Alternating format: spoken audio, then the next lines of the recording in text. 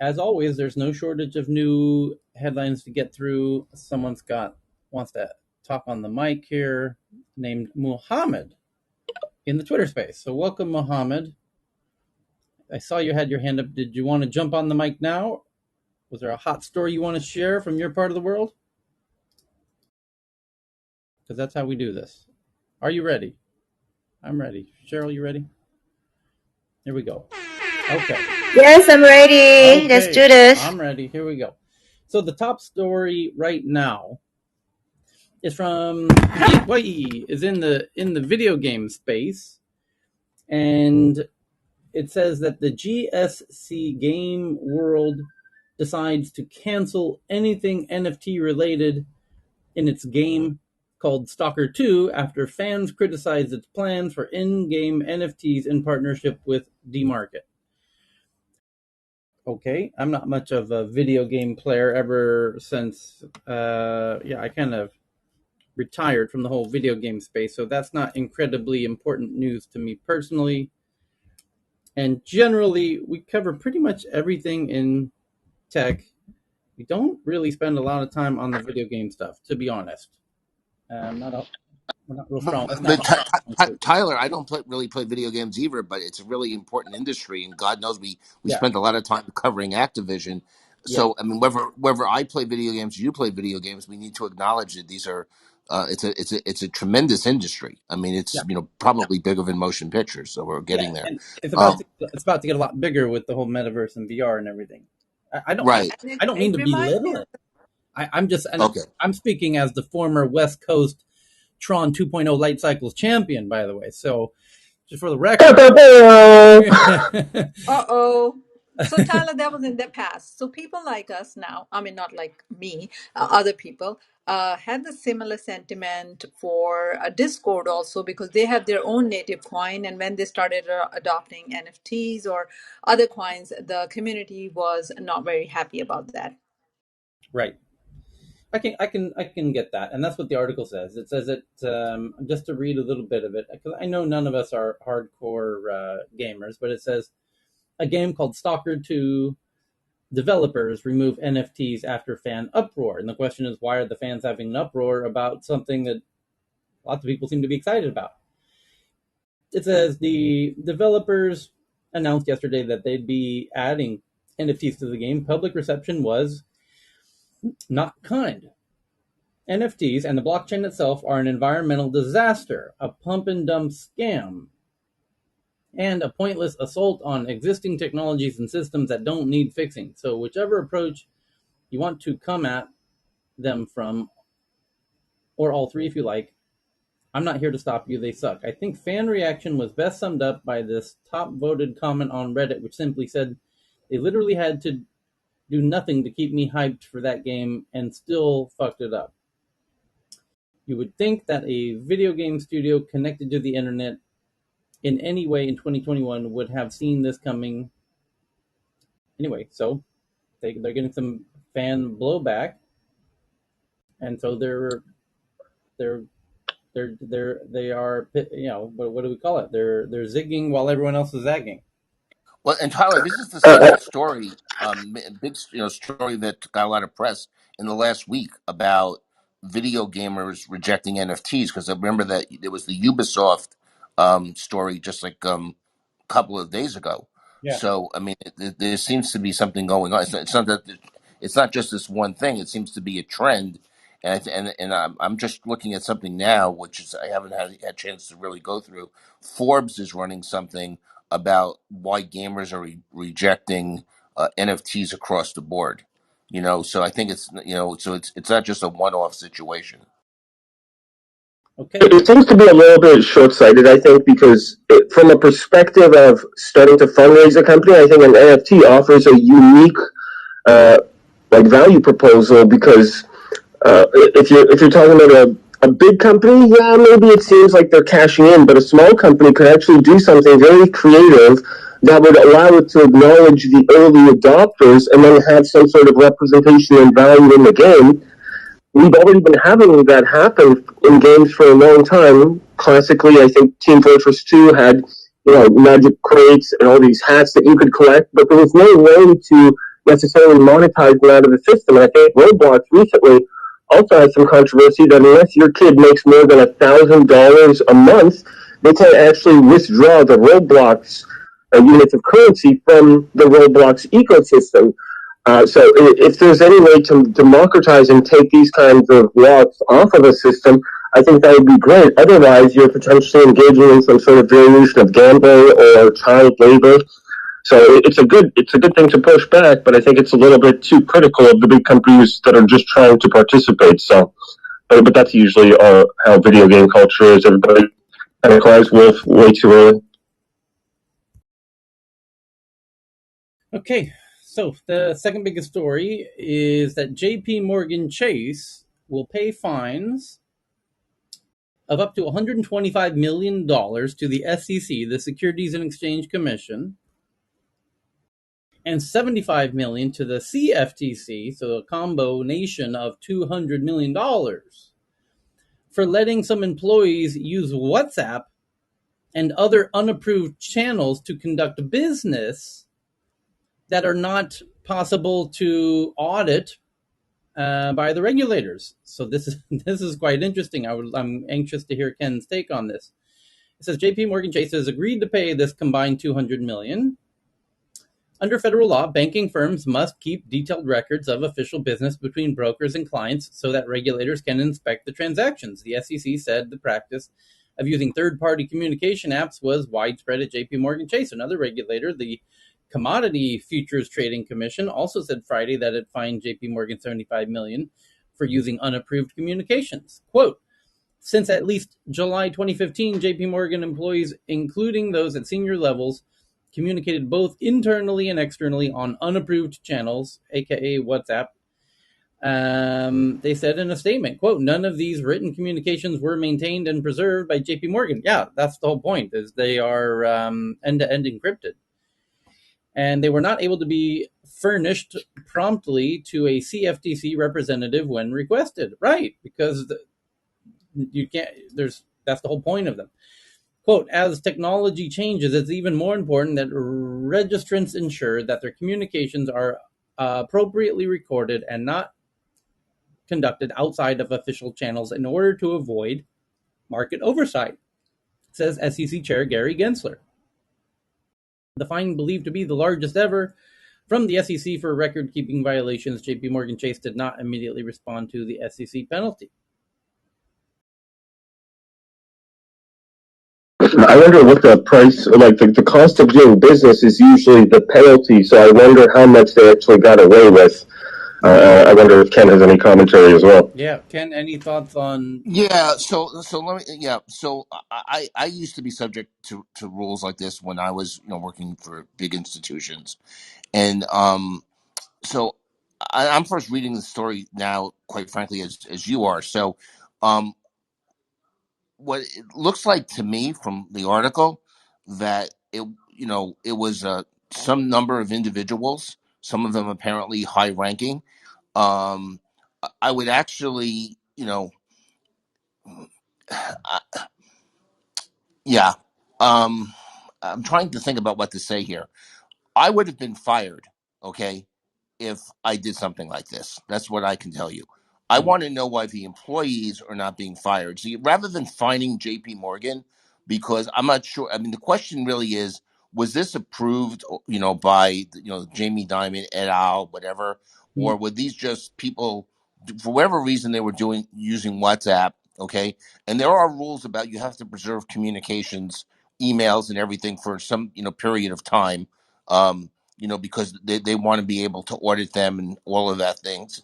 And Right. so one of the things I remember when I was in an institutional investing situation, if you emailed something um, from your personal account, because sometimes that happens, even between you and your, colleagues or something, Right. you had to CC your work account. Right. So I used to do that. Okay, you CC'd your work account. So therefore, if the SEC comes in or FINRA or NASDAQ comes in, they want to, see, okay. So I mean, it's not a big. If you're not doing anything illicit, it shouldn't be a problem. And so I don't know why they were using WhatsApp, but I actually think the penalty here shouldn't have been finding them $200 million, which is, by the way, a really big sum of money, even for a company like J.P. Morgan. And I'd argue I don't think they got fined $200 million for some of the derivative blowups. I have to go back and look at that. I mean, it's a very big fine for using a mobile application. I think the penalty should have been, the government should have insisted all these employees who violated the rules should be terminated, as opposed to J.P. Morgan and its shareholders. By the way, its shareholders are being penalized. Okay, fire the employees. That's what I don't understand. So that's kind of my take on that. Yeah, sorry. Should the employees? So for some of them who do trading and require licenses, should they have lost their licenses for this, or perhaps this should be something going forward that should be more, I guess, explicitly stated for that kind of activity? Well, I don't know if they should lose their licenses or be barred from the business. I mean, that's a kind of serious, type of thing. I mean, a lot of times, like, people, do things. Maybe there are people, senior executives should not be unclear about the rules. I'm sure there's probably somebody who looked at that and said, "Well, the regulations only talk about email preservation. They don't talk about." These kind of new mobile applications, that things disappear on. So these regulations were put in place before things like WhatsApp existed. Okay. And so if they wanted to be technical, they said, we complied with the email preservation. This is not an email. So someone's going to come up with that. I mean, I think though, rather than finding JP Morgan $200 million, if you're not going to, it doesn't make sense to me that you're going to fine them 200 million and not fire the employees, because the employees who did this are culpable, and these are not junior people. I mean, if this was like a first year employee who just graduated college, I mean, I would not feel that way. Okay, that would be kind of like, don't do it again. These are the rules. And maybe have a small fine for J.P. Morgan for failing to supervise or failing to train. But these apparently were more senior executives, according to the article. So I think they should be held culpable for that, not the whole company and not its shareholders. That's my view on this, because common sense would tell you that you shouldn't be doing stuff like this. But I mean, it's almost impossible to police. By the way, I mean, if somebody wants to have a communication with somebody that isn't, recorded somewhere and there's no record. Okay. So, I'm not sure what kind of a deterrent it is, but, but so I kind of made, my position on this, I think, clear. I think that, they should deal with it at the employee level, as opposed to, taking down the, the company and its shareholders. That's my view on that. But Yeah, well, I guess it should be employee. The punishment should be specific to the employees if it wasn't systemic. That it was, if it was the employee's prerogative to do this, right? Without the company's blessing. But it, if it was a it, company policy and they were blessing it, then maybe it should Oh, be. I agree. I agree with you, but according to the article, it apparently wasn't systemic. Okay, they're saying some employees, and some of them were senior. So they're not saying it was systemic. I mean, again, we may not have all the information. Yeah, Okay, yeah, and if it was systemic, then that's a different issue. I mean, I'd like this. I mean, if I was running the investigation for the SEC, I actually wanted. I mean, even though it might be somewhat privileged, they'll claim it's a privileged communication, but you want to see what the compliance officers knew. You want to see what the compliance officers told their employees. Whether they knew this was going on. That type of thing. I mean, there's a lot we don't know. I mean, the article just says it was some employees. I mean, that is a really significant fine.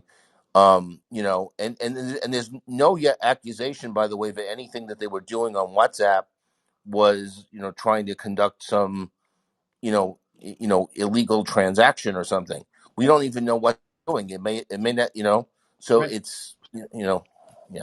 Ben, I have a question. So from the article, it said they don't keep the and they didn't keep the detailed records. So no matter what, if they don't keep the records, that's the violation, right? They will get fined by this, right?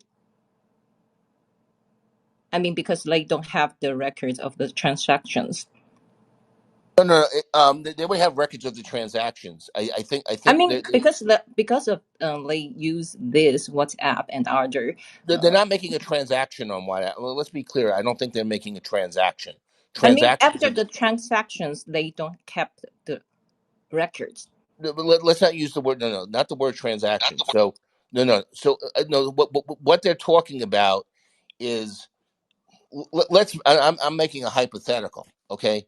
But what happens if somebody is, passing inside information, okay? And so, and you want some sort. They want a record to find out, did this one call this one about, did they trade this stock because they knew something? Okay, if it was like, say, inside information, but the actual stock trade would still be recorded, so the transaction is going to get recorded. Sometimes they want records to find out whether somebody had information they shouldn't have had. In banks, there's something, and this is what they call it, by the way, and not to be, ethically derogatory. It's always been called the Chinese Wall, okay, because of the Great Wall of China. That when you're in a large investment bank, there are so-called walls, these Chinese walls, to separate, for example, analyst research from investment banking. So that, because sometimes the investment bankers have information they don't want the analysts to have, that are publicly reporting on companies. They don't want traders to have. There's all sorts of things like that, why they may be interested in who knew what when, to make. But the transactions, whatever transactions are done, those are all recorded. They just want to know if somebody um had information they shouldn't have had. And I'm just using that as an example. That may not have even been the case here.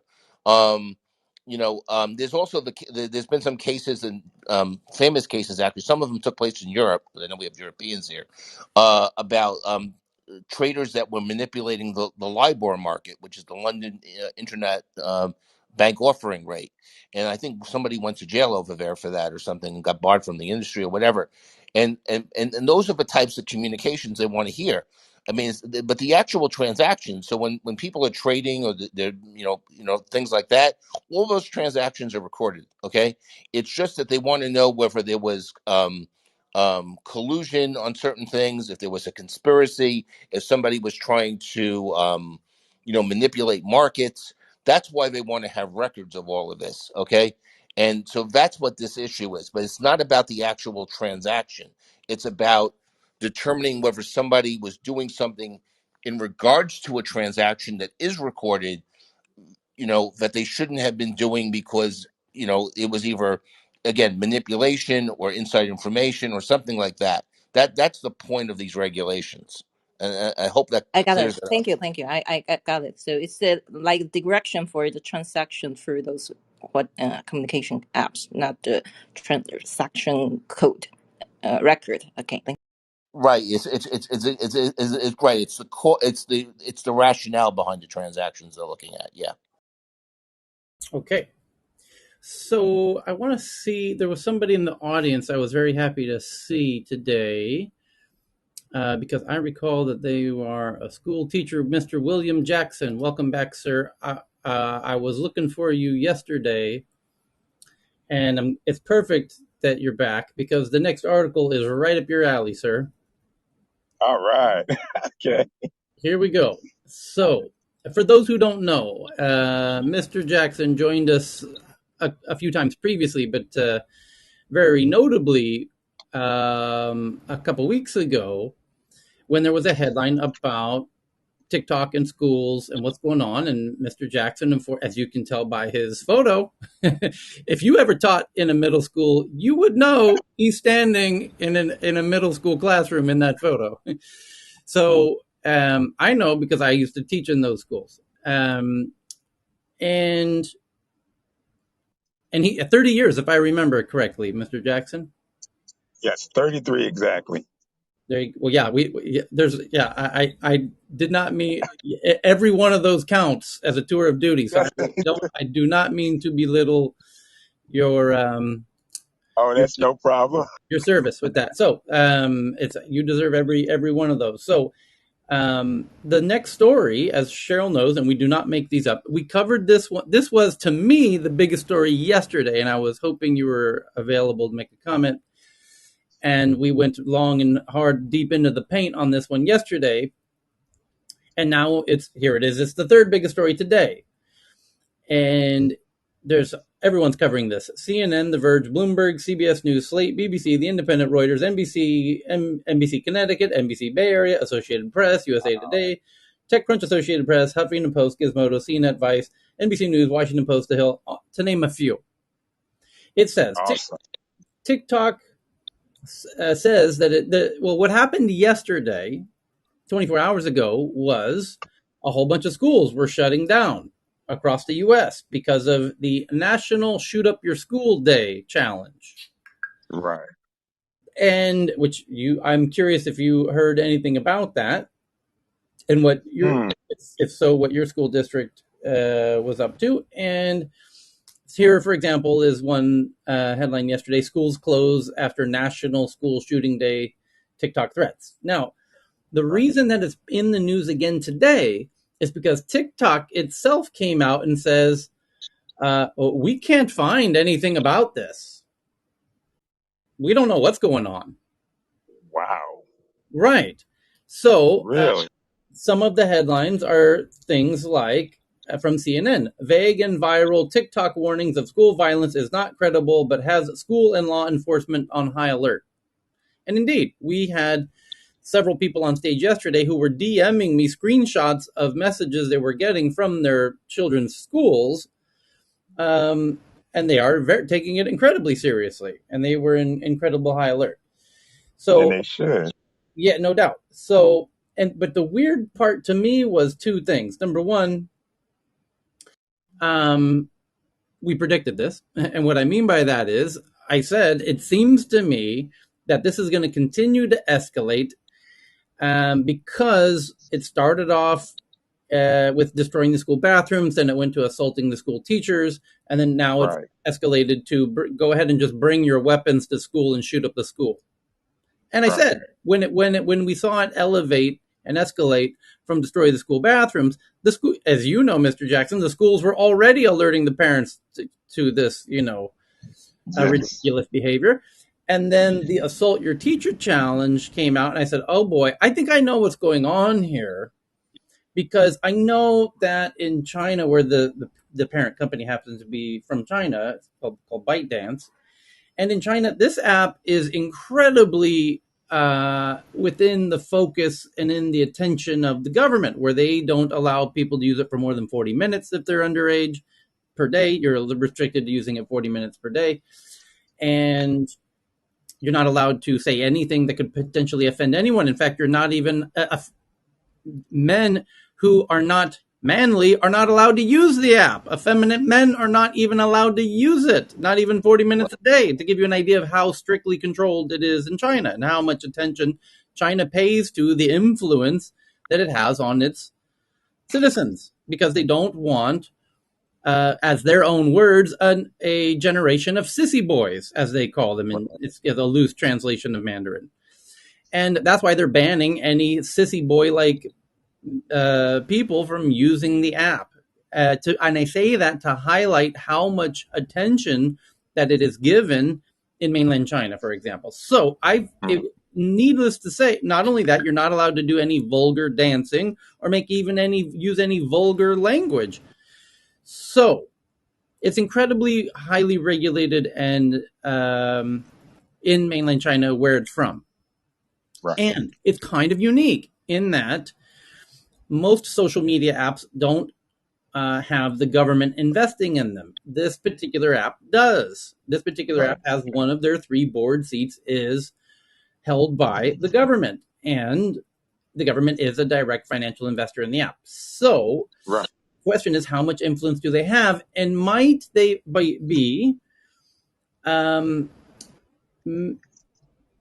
using the app in a way in the U.S., in the U.S. schools? Might they be in somehow knowingly causing mayhem in U.S. schools? And that was my question, and I have my own opinion on that matter. And when those headlines about destroying the schools and then assaulting the school teachers, I said, you know what? I think I know what's going on here, and I bet I know what happens next is this gets out of hand and escalates even further. And so Oh, now definitely. it has escalated further. And to me, that helps. I don't know if you're hearing the music that I'm hearing in my head right now, but it kind of sounds like this.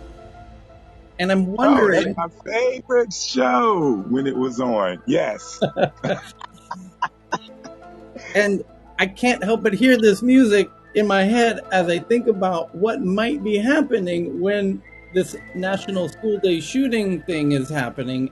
And then TikTok Yeah. itself says, we don't know what you're talking about. What do you, Oh, what? no doubt. So Oh, my God. anyway, I'm glad you're back. I just wanted to get your take on it, as you're still actively in the classrooms, and we thank you for your service, sir. And I mean that as Thank a you. former teacher myself. You're doing God's Well, work. So anyway, thank you. Well, let me tell you, I was on the other day and I was trying to hang on as long as possible.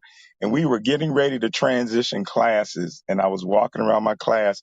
And I guess that was the most inopportune time for me to do that. But we were transitioning classes and I had to sign off. So I just missed it. But I'm glad I signed on this morning. And ironically enough, we had a school wide backpack check on Friday, and we had a check on Monday because of those threats. right, So makes we sense. had the school district, police department, Jacksonville Sheriff's Office out at the school.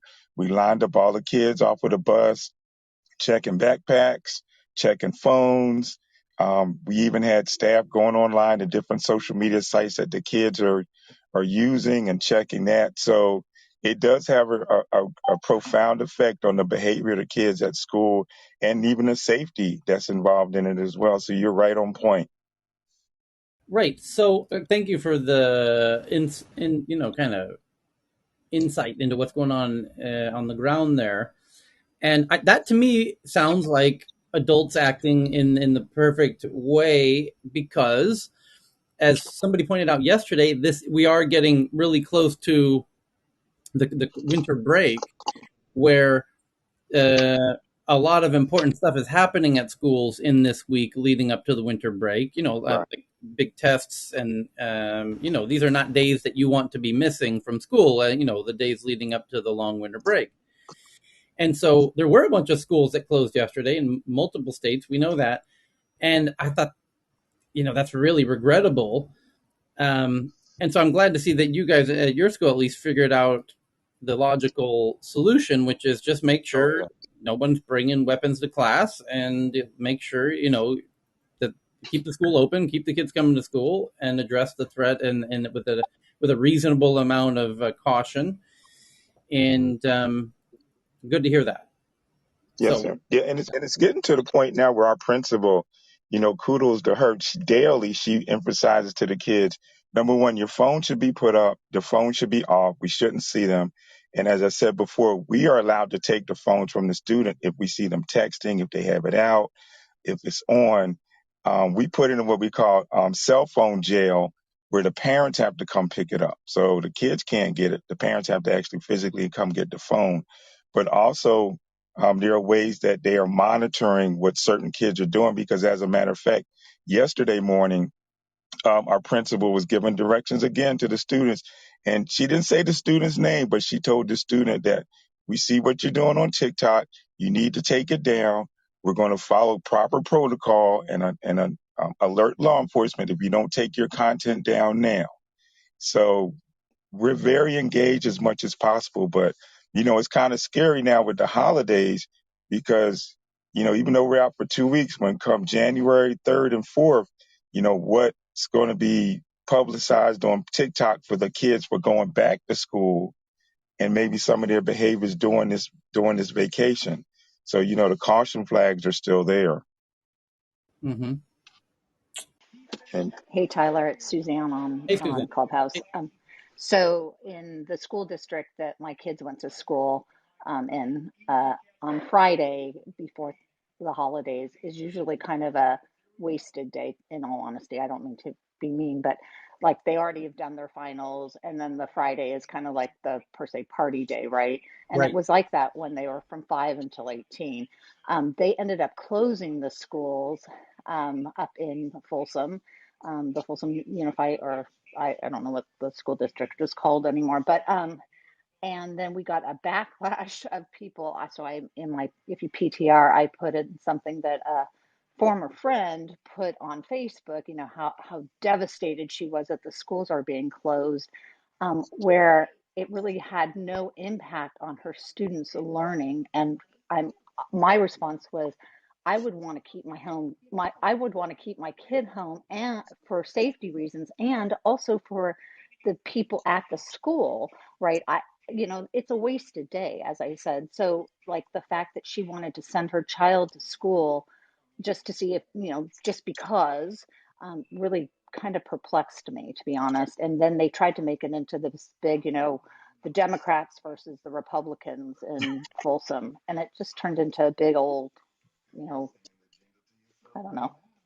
I would use words that probably shouldn't be used on this platform. So, my opinion is that, hey, if they could keep the kids home and keep them safe, that's so much more important than sending them to school just for the sake of having a party. Mm-hmm. Right. Yeah. And a lot of teachers do use that time for kids to make up missed work, make up a test, because you want your students to be successful, but at the same time, that safety is in the back of your mind, and you know, just trying to keep everything stable. And it's like, if parents want to keep their kids home, hey, keep them home. If you want to send them to school, we're going to keep them as safe as possible, but be mindful too of you know, their behavior and their actions. And you know, we're still perplexed. And I tell the kids all the time, you know, be careful what you're doing on social media, because it will affect your future, your employment, just about everything now.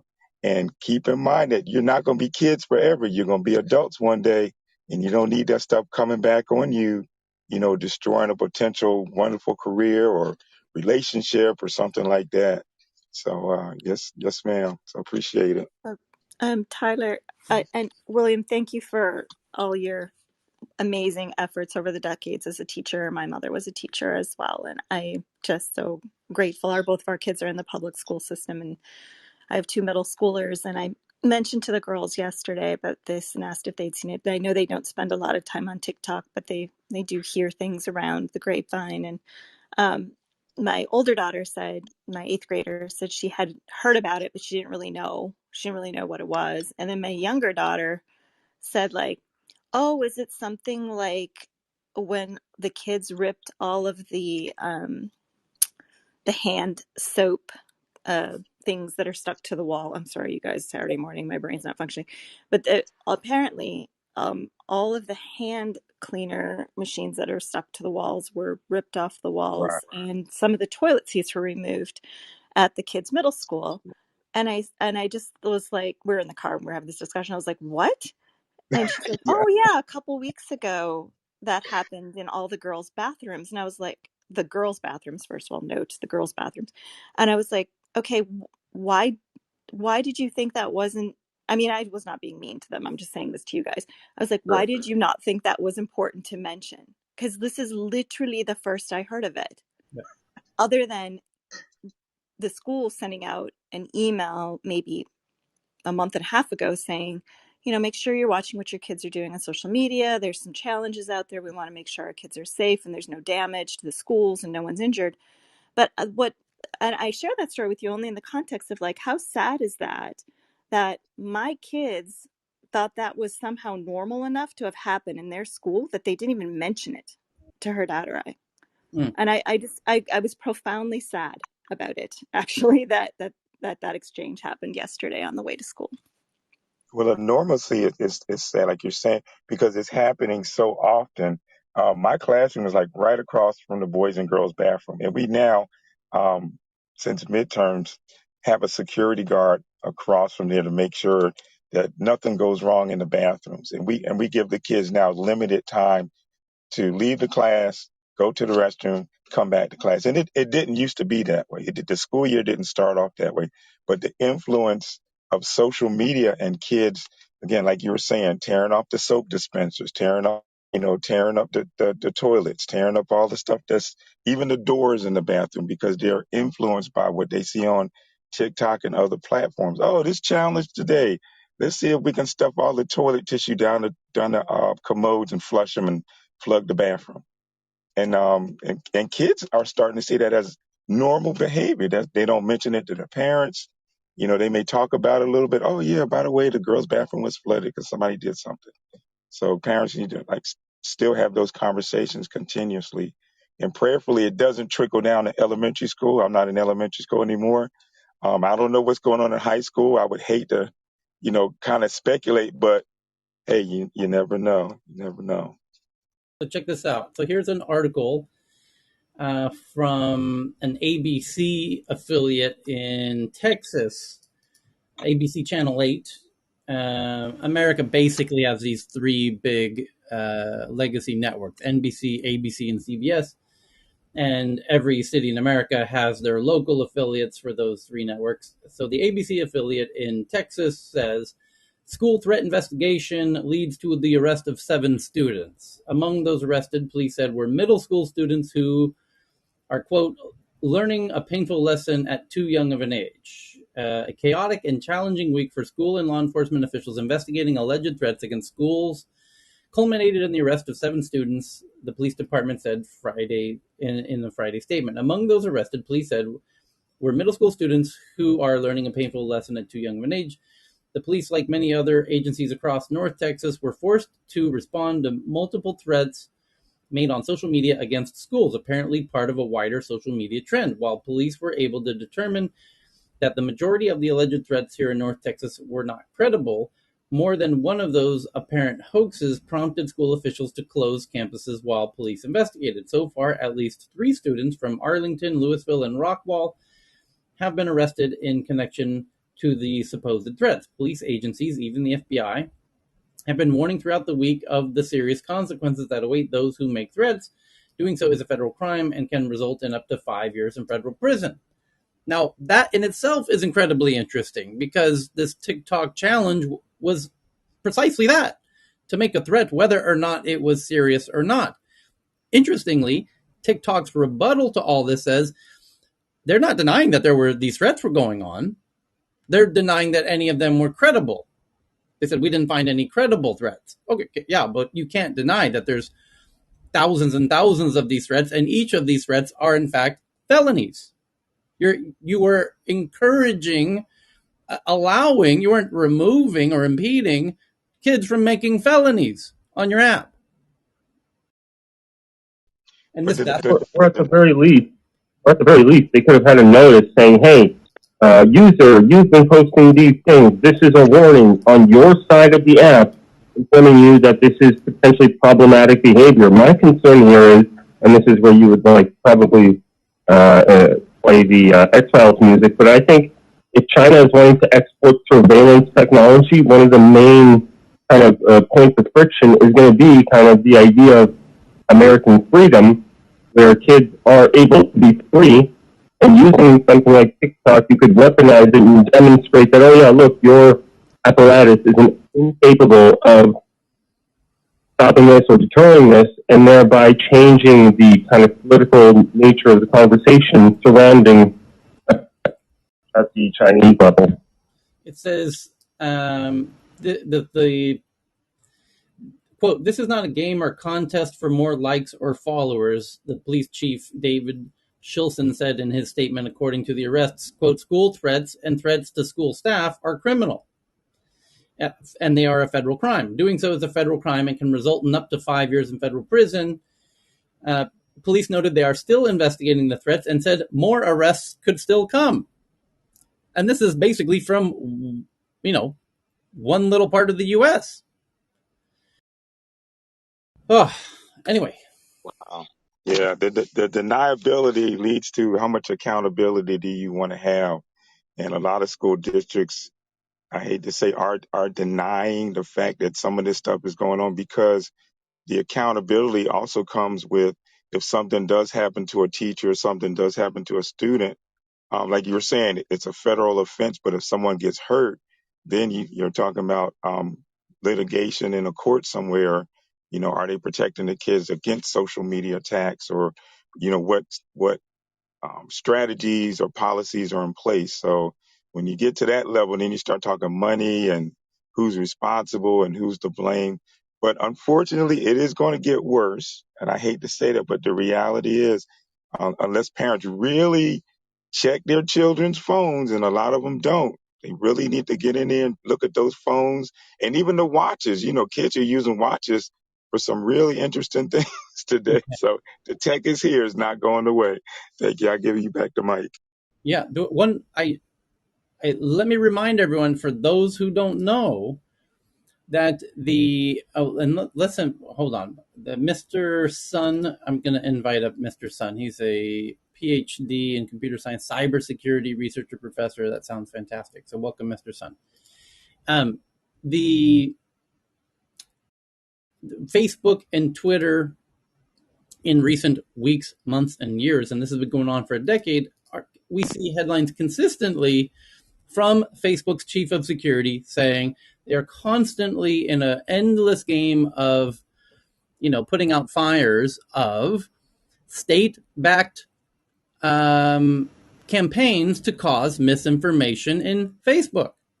And Twitter's team says the same, that the social media apps in America are being weaponized by a couple of countries. I'll let you guess which countries are doing this. It's particularly two of them, who, by the way, the two leaders just met over the week, over recent days, to discuss how they can get off the U.S. dollar. By the way, anyway, I'll let your imagination run wild. If you're thinking Norway and Canada, you might want to think again. It's not Norway or Canada.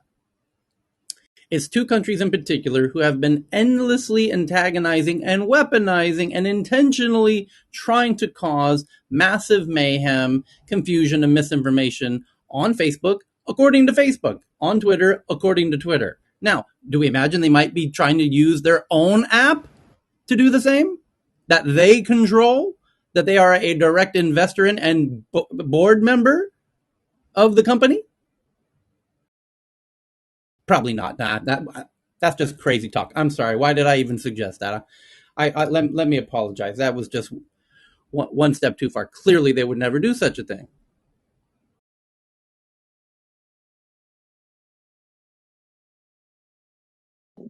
We are in a digital age where you just have to. It's almost like having eyes in the back of your head with your technology, because you never know what somebody's going to come up with to cause chaos and confusion, and then being able to manage the information as well to see if it's true or if it's false. So we're all students of technology now. And by the way, still today, no mention from the New York Times, who, at any opportunity, if Mark Zuckerberg farts wrong, it's in the New York Times. They will jump on. They have written multiple articles about, as Michelle, who is on stage in Twitter Spaces and maybe even in Clubhouse as well, who joins us regularly from Facebook, can tell you, not a day goes by that the New York Times isn't writing some kind of intent to cause a scandal about Facebook in the New York Times. So how is it that this went completely, schools closing, students being arrested for federal felonies, and this doesn't appear in the New York Times? How is that possible? Can you imagine what would happen if this was happening in Facebook?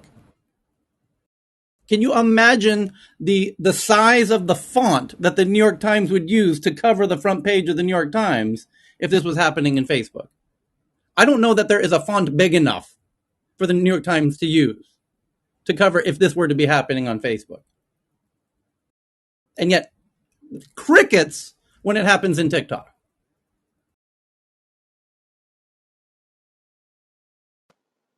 What's going on? So that's the And third. what do you Hey, think? I told you what you know, Messi. Thank you for the toss up. You know goddamn well what I think. Here's what I think. For those who have not heard this rant before, I think. No, oh no, How let's vertical start with you bold again. is I'm maybe sorry. too Let me do it small. for the 50th time. For the new Yes, yes. for the new kids in the back. Here's what I think might be happening. Again, I'll even put the little soundtrack on for you to really take. Here's what I think's going on. I think that Facebook took a whole lot of the money from the traditional newspapers, like the New York Times and the Wall Street Journal and the Washington Post. And we know that they're a little bitter and sour and salty about this because Rupert Murdoch in Australia, the owner of News Corp and, Sky News, a lot of the Mail and, Fox News all over the Western world, is what got the Australian government to charge Facebook if anyone puts a link to any publication in Facebook. So if Dr. Fran, right below me in Clubhouse, or any one of us on stage, put a link to any news article in Facebook in Australia, Facebook in Australia would have to pay money to the publishers, aka Rupert Murdoch, because he's tired of everyone sharing his content on Facebook and him not getting paid for it. And they're getting all the advertisers and he's not. And he's salty. And Tyler, don't forget that Murdoch also owned, I don't know if he still does in Australia, but for years he owned newspapers in Australia, and he owns the New York Post. And don't forget, yeah. He bought MySpace, and Facebook killed MySpace. Now, TikTok has a lot of content, but kids aren't sharing articles from Fox News on TikTok. Not that I've seen. So it turns out that Facebook is kicking the media's ass and taking their money, but there's someone who's kicking Facebook's ass, and that's TikTok. But TikTok is not kicking the news's ass, so the news media is actually kind of enjoying watching TikTok kick Facebook's ass because Facebook's kicking their ass. So, hence, it's quite interesting that they are totally silent when TikTok steps in, a whole big flaming dog pile like they have done in recent days with all of this, shoot up your school nonsense. And it's quite particular. It's quite a little interesting scenario going on there. Why is the BBC, the Independent, and all the UK media willing to cover this? And why is, again, yesterday and today, bupkis, zero, nada, schools closing, students being arrested, middle school students, for federal felonies, no mention from the New York Times. And yet there's nothing that Facebook does that isn't scrutinized to the nth degree by the New York Times. It's a little peculiar. And Michelle, who's on stage from Facebook in this department, in the PR comms department, if those in Twitter space saw her put up the 100, fist bump, when I started this rant. So, hey, it is what it is. So the next story is from Bloomberg. So Tyler, I understand. Can I? I understand the animosity or whatever against Facebook, but can't they just be neutrally accept or kind of recognize what TikTok is doing at the same time? Because aren't they sleeping on their job by neglecting and not reporting on these toxic trends that are coming out of TikTok, Funny you should ask, causing so much? Funny you should ask, because if I Google the words New York Times TikTok schools, I wonder what I'll find. And here's what I find. New York Times, here it is. And school shooting threat. No mention of the most recent article was September 18th about TikTok's latest craze, stealing stuff from schools. No mention of the assaulting the schools, the teachers. No mentions of the National Shoot Up Your School Day. Tyler, that's not true because I have the article in front of me about the shoot up the school from the New York Times. You found it? So, okay. I just Googled the words New York Times TikTok schools. And I did better. Because I have a subscription to the New York Times, so I actually was able to go onto the site and use their search feature, so I can tell you so it's a little bit more exact.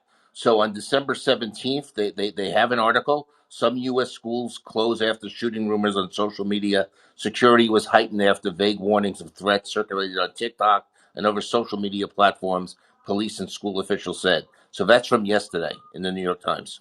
Alrighty. Yes, but I think it's apparently don't use TikTok on their title, so that's why you can't Google it. But nowadays we normally Google the title with the keywords. So still, I think they did it on purpose to use TikTok on their title because all the main media will put the TikTok on their title. So. They use Facebook in the title all the time. Yes, yes. Compared to that, it's obvious. Okay. Yeah. Hey, Tyler, this is Irene. I'm near the bottom next to Yeah. last row. And if I could just contribute a couple thoughts, really interesting conversation about the threats or vague threats about violence in the schools um, for yesterday. So my daughter teaches high school just down the street from me. And the schools here, I'll say, um, they are maybe the school year is in a different phase. So the high school kids here have finals coming up next week before the break. So it was a really important day, and all of her students came to school. Although all the school districts in the area where I'm in California, did have more of a security presence on campus, emailed the community, all the parents, all of that.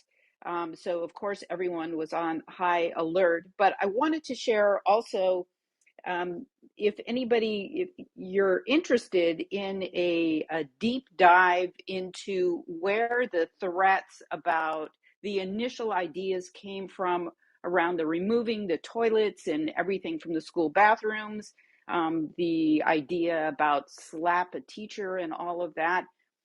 There's a podcast, Reply All. It's episode 181.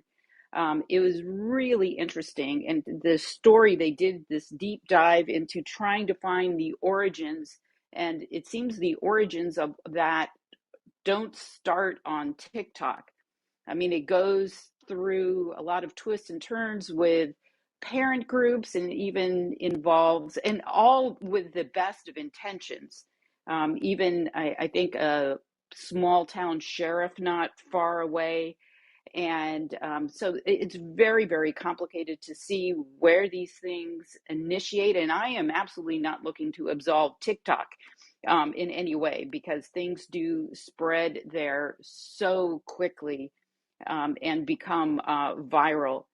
But it, in listening to how they went down the rabbit hole to chase down the origins, it seemed it's just not always as clear as it seems. And I will say that the bathrooms at the school where my daughter teaches, they're still closed after months, which creates all sorts of other problems because of the vandalism caused by the students. So I appreciate you bringing up this topic because this is just a huge, huge problem. Thanks for letting me contribute. Yeah. So back to you, Tyler. So check this out. So I'm looking at.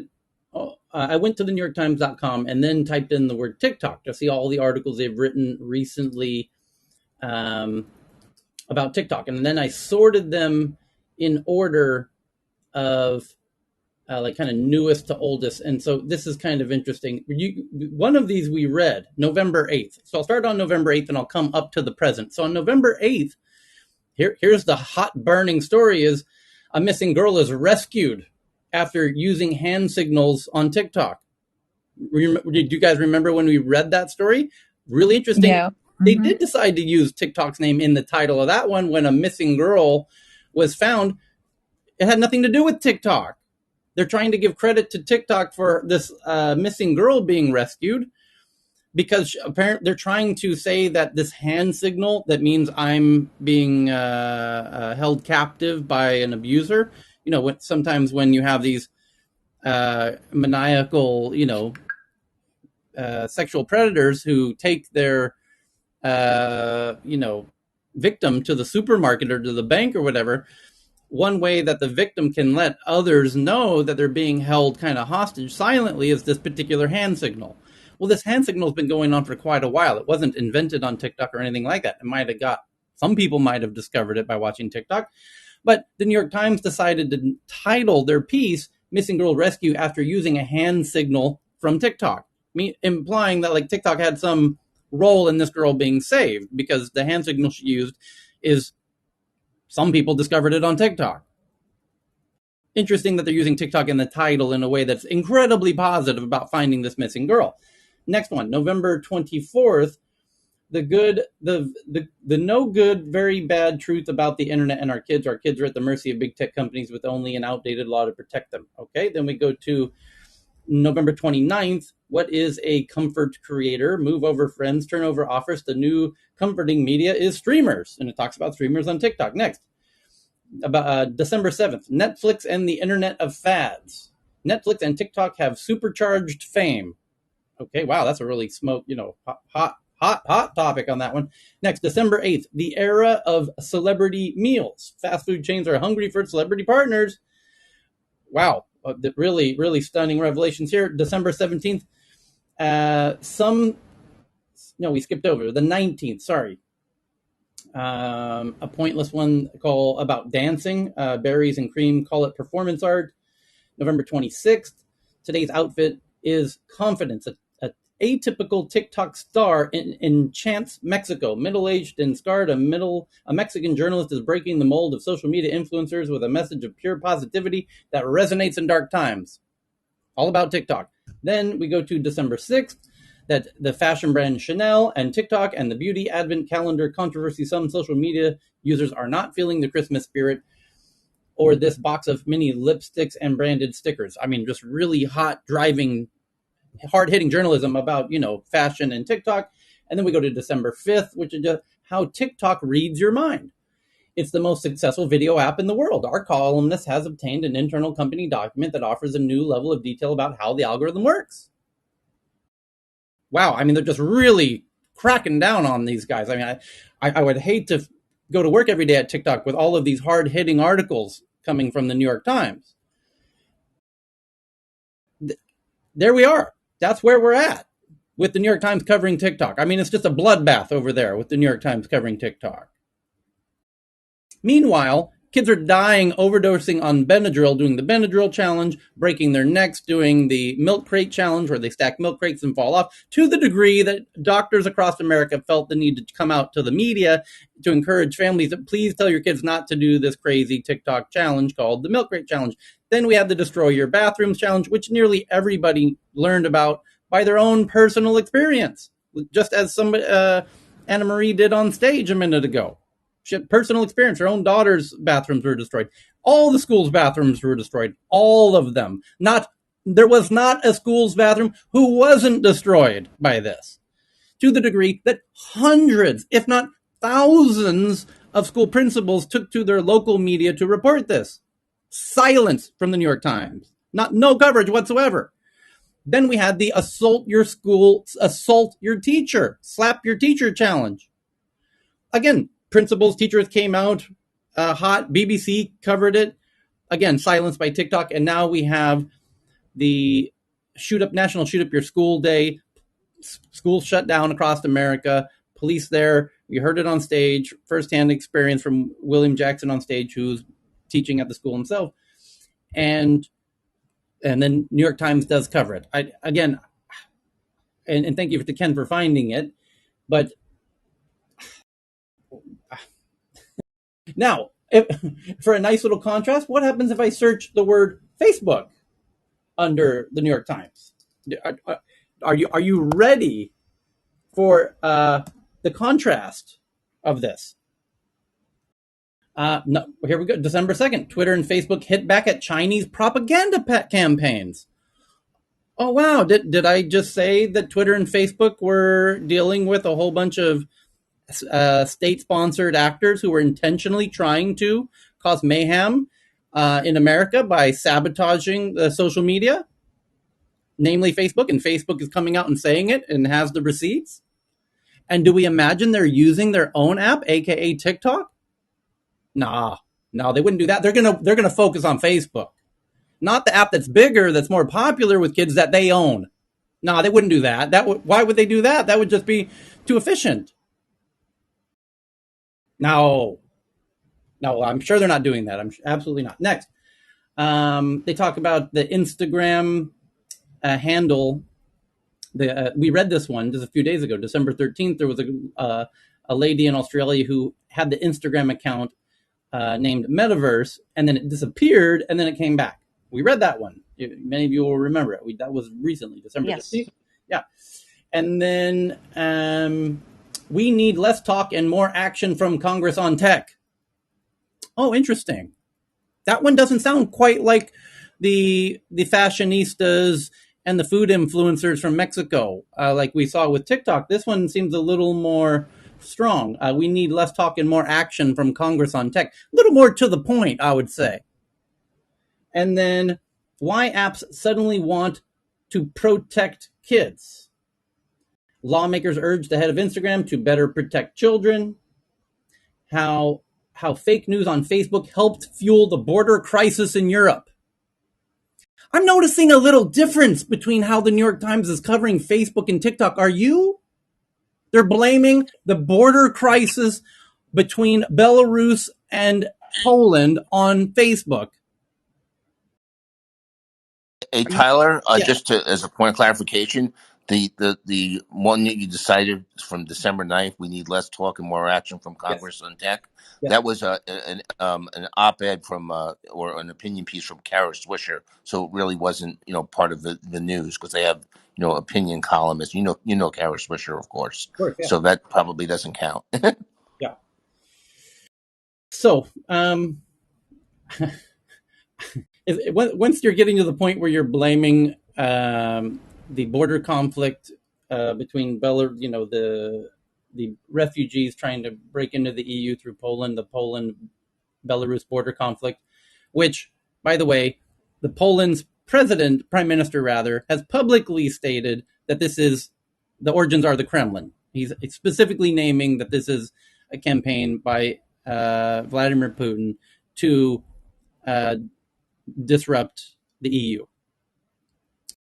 And the New York Times brings Facebook into the mix in the headline.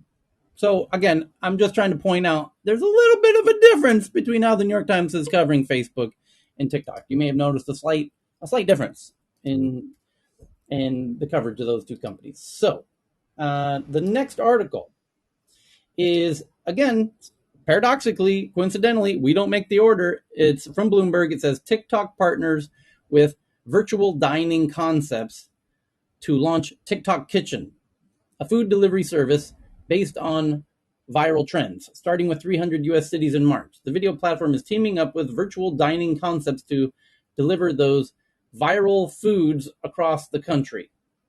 Baked feta pasta, anyone. Wow, it's going to be interesting. So that's, hey, that's what we're talking about today with TikTok. That's the hot TikTok headline. I wonder if their PR team decided to flood the zone and get a story out and reach Why out. is it happening in America? I my call me crazy. I've got a sound file here. Something tells me that if you're a good PR person, you need to get your name. If your name's in the news today in a negative light, flood the zone. Put out a piece that's a distractor piece, a head fake. Call all your journalist friends at all the publications. Hey, we have a story we'd like you to cover. We just did a partnership with Virtual Dining Concepts to deliver viral food across the country. Can you please run the story? Thank you very much. And so Bloomberg did. On the day when, schools are shut down and, mayhem's being caused, Bloomberg's talking about TikTok with their partnership with Virtual Dining Concepts, as you would do, naturally. So there you go. So the next story is India's antitrust watchdog called CCI suspends Amazon's $200 million investment in Future Group and fines Amazon $27 million for concealing facts while seeking regulatory approval. So this is a really interesting, totally separate drama. between India and Amazon in this case, but India has really interesting relationships with big American tech companies. And these big American tech companies are desperate to stay in India because it's potentially even a bigger market than the US in some cases and categories.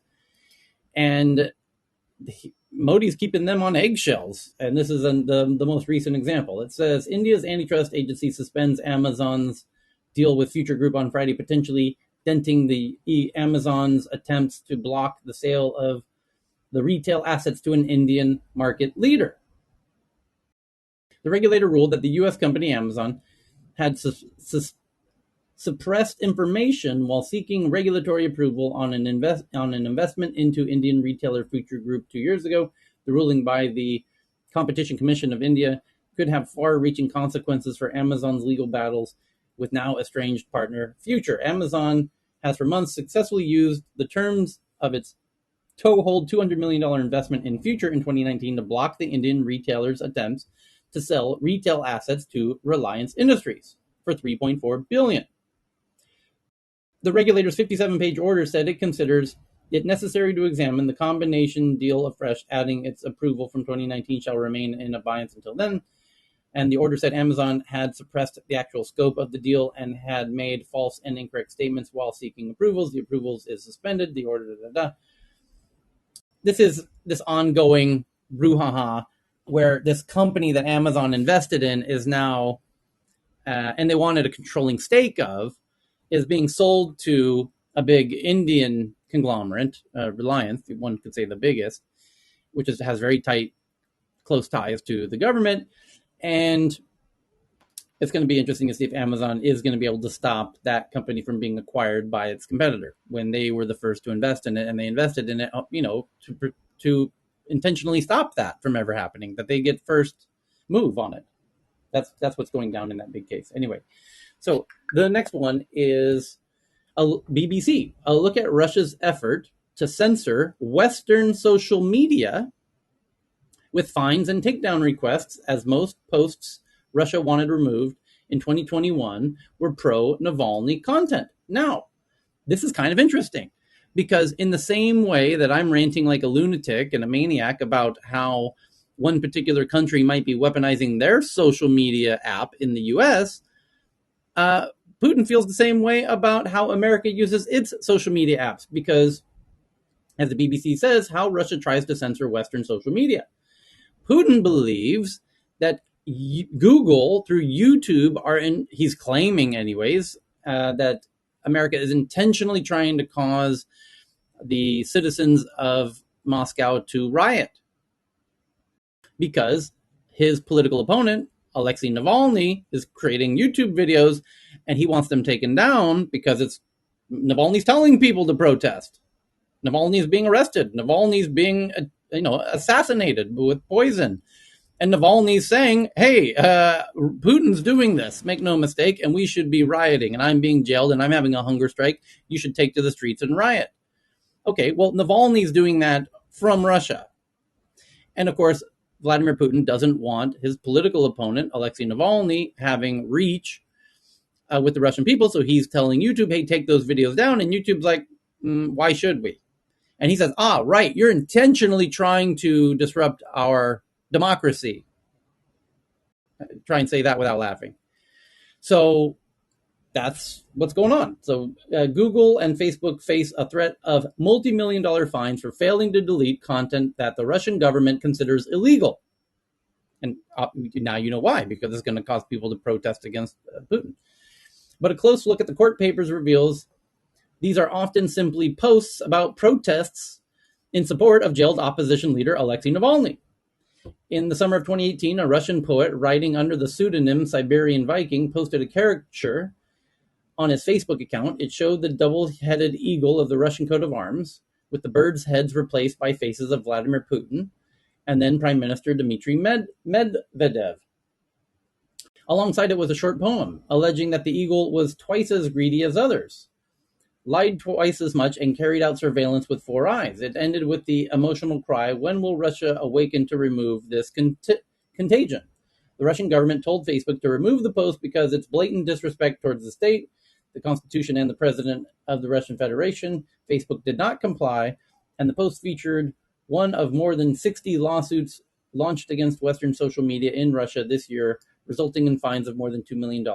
It's not clear how many of the fines have actually been paid, but the cases highlight the difficulty of operating in a country where restrictions are placed on freedom of speech and political activity, most notably the ruling in June this year that the Anti-Corruption Federation, headed by jailed opposition leader Alexei Navalny, is an extremist organization on par with the Taliban or ISIS.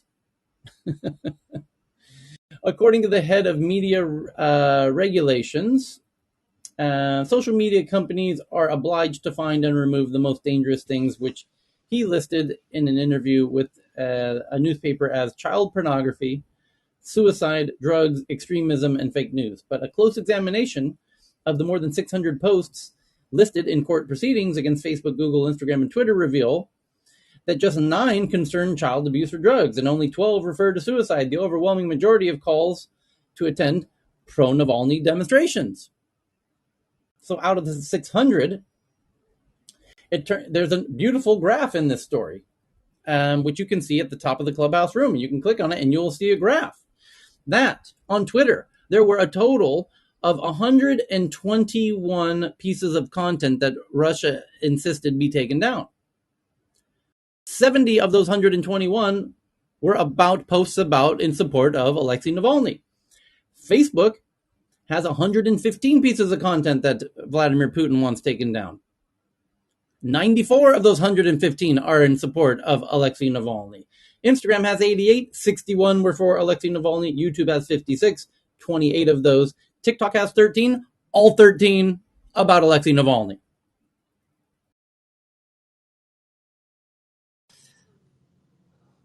Hey, Interestingly, Tyler. just by the way, I would be interested to know, considering the friendly relationship between dear leader Xi Jinping and Big Daddy Vladdy, I'm curious. Do we think that there's calls for school shootings in Russia on TikTok?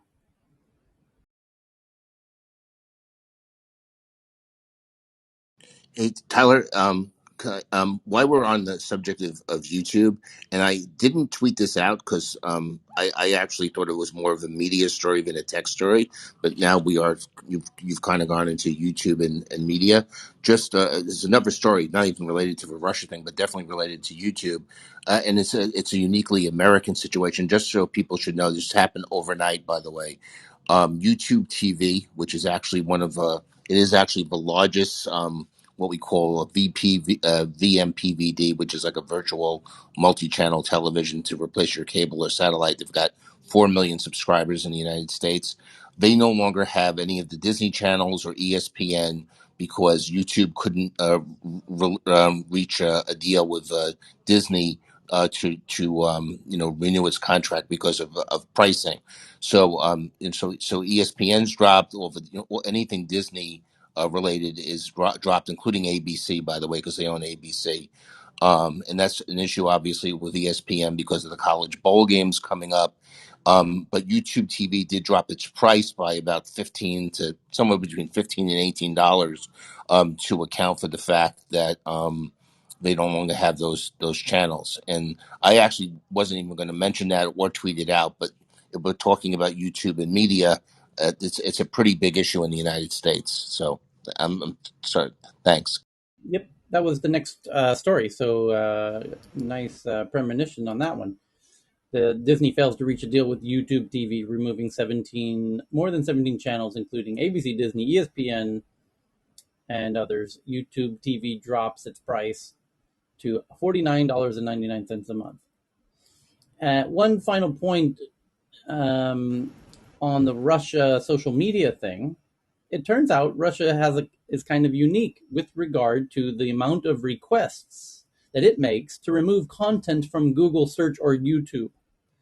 So Google is transparent about how many requests they get from each country. And which country makes the most requests to remove content from Google and YouTube, which is the same company?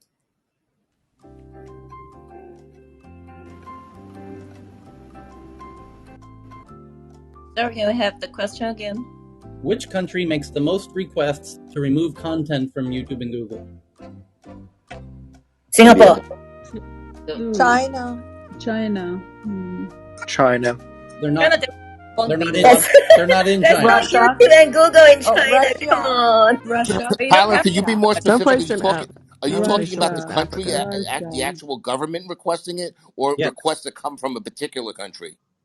I'm talking. Which country asks Google to remove content the most? I Russia. would actually say the United States. We're not talking about the government, that probably more requests India. come from the Yeah, Americans. India, Russia. someplace in Africa. Ah, Russia. India. Nigeria. Here we go. I Russia. got the I say data. Nigeria. I've got the numbers, and you can confirm these by clicking the link at the top of the Clubhouse room. It says Spain has 1,149, followed by Canada with a 1,171, China at 1,252, Pakistan 1,800, Israel 2,000, Italy 2,100, Germany nearly 4,000, France 4,200, UK 4,300, South Korea 5,300, Brazil 8,100, USA 9,600, India 9,800, Turkey 14,200, and finally Russia with Pew, pew, pew, pew, 123,000. pew, pew. I said Whoa. Russia. I won. I said Russia, Yay. Tyler. I I said won. Russia. Whoa. We So forgot this I is a Russia article. 10 times more than Turkey in second place, and 100 times more than Spain, Canada, and China. The article Tyler, I is right won this there. time. Whoa. So Singapore government is quite nice then. Yeah. Okay. Russia 100,000 times? Wow. 123,000. So the next one is from Reuters, that they say they have sources that China is expanding its practice of taking minority stakes in private Chinese tech companies to include firms possessing large amounts of key data. And why would they do that? Well, that's because they want to own the companies who own the data about Chinese citizens. You get it? You see where this is going? Can you connect these dots? Let's read the Reuters article. Let's see if Reuters can connect the dots. It says, and by the way, there's precedence for this that we've covered in previous weeks and months, which is China invested in other notable tech companies like Alipay, because they want to force Alipay to use the central bank digital currency, and they're going to force it to do that, and they're going to force the citizens to switch over to that. And the easy way to do that is to embed it directly into the two main apps that everyone uses to pay for everything, which is WeChat Pay and Alipay. So it says the Chinese government has been expanding its practice of taking minority stakes in private companies beyond those specializing in online news and content, aka TikTok, to firms possessing large amounts of key data. Two people with knowledge of the matter said it has made a de facto special management stake or golden share arrangement with a company called Full Truck Alliance, a Chinese platform arranging trucking services, according to one of the people. Didi, which is the Uber of China, has also been in talks about a golden share for its core ride-hailing business.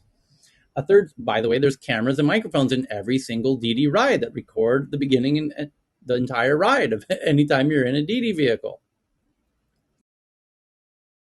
Didi has also been in talks about one of these. Seeking influence, Beijing began taking golden shares in private online media companies, usually about 1% of a firm, some 5 years ago. The stakes are bought by government-backed funds and companies which gain a board seat and or veto rights for key business decisions. By the way, we know this because this is what happened to TikTok.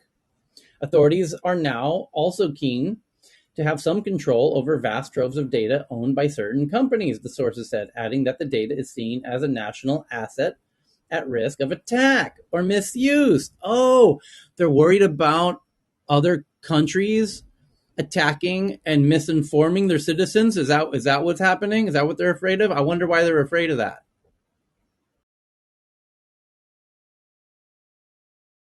Quote, they have broadened their attention to other companies that possess strategically important data and are considered operators of critical information infrastructure. Often there is no evidence of a golden share until the share ownership is publicly registered, but that can take a year or longer. More golden share in data-rich companies will come to light in due course, the person said, adding that authorities were now more willing to highlight their ownership. A separate source said a golden share had been taken in a data-rich company very recently, but declined to disclose which one. Reuters was not able to ascertain how many other data-rich firms authorities were seeking to take golden shares in. The sources declined to be identified due to the sensitivity of the issue. The internet regulator, the Cyberspace Administration of China, did not respond to a request for comment. The golden shares are a sword of Damocles hanging over the heads of firms that have them. A reminder that data security is now under close watch by the authorities, says Fang Chonghang, a partner at consultancy Plenium in Beijing. Their expanded use is in line with China's tougher stance on data protection. A new data security law went into effect in September, as did other rules that compel operators of critical information infrastructure to conduct security inspections and risk assessments. Okay. Oh, the article continues. It says, the Chinese government also remains focused on control of online content. Oh, really? Spotify, like their clone of Spotify, is in discussions with a Shanghai government body for a special management stake, two sources says. The company declined to comment. Representatives for the government body, the Shanghai Municipality Administration of Radio and Television, could not be reached for comment. The internet content sector has had to contend with tougher oversight since 2017, when rules were amended to make government-affiliated investments in qualified online news and information providers compulsory. The same year, online media platforms were also required to obtain licenses to disseminate news and other content. ByteDance, owner of TikTok and its Chinese sister app Douyin, agreed to a golden share for one of its Chinese subsidiaries in late 2019, a year and a half before the stake in the unit was registered. According to one source, ByteDance did not respond to a request for comment. It was implied that accepting a special management stake would be helpful for firms to obtain these licenses, the same source added. Okay. Board seats held by government-related officials need not have a direct impact on day-to-day operations, a separate source said. ByteDance's news aggregator and other 3 news apps all obtained operating licenses within 2 years of agreeing to the golden share. The regulator has sent an official named Wu Shugong to sit on the board of ByteDance, aka TikTok, in which a CIIF subsidiary holds its golden share. While Mr. Wu has an office in one of ByteDance's Beijing premises, he rarely attends meetings, and ByteDance usually deals with the CAC directly. There you go. And by the way, I was just saying precisely this 3 articles ago, that the CCP has a board seat and invested in TikTok. And now this article, we don't pick the order of these articles. We don't pick the articles. This is a preset list that Cheryl and I have a website, a source that creates these automagically. And that article spelled out exactly what I was spelling out 3 articles ago. So the next one is a fundraising announcement of a company called Ophelia, whose telemedicine platform helps treat people struggling with opioid addiction and raises $50 million. The next one is from South China Morning Post, that ByteDance launches Douyin Box. Now, this is the mainland Chinese version of TikTok, called Douyin, a fashion-focused shopping app in China akin to its Fano app in Europe, betting on the Gen Z trend of buying on influencer tips. So they're doing social shopping on ByteDance in mainland China. They're also starting to do it in TikTok in the US. Here comes social shopping in a huge way. Yada, yada, yada. You've heard me do that rant endlessly. Next one, Financial Times. US software executives have cashed in hundreds of millions of dollars of stock this year as the SEC looks to tighten rules around sales by insiders. Okay.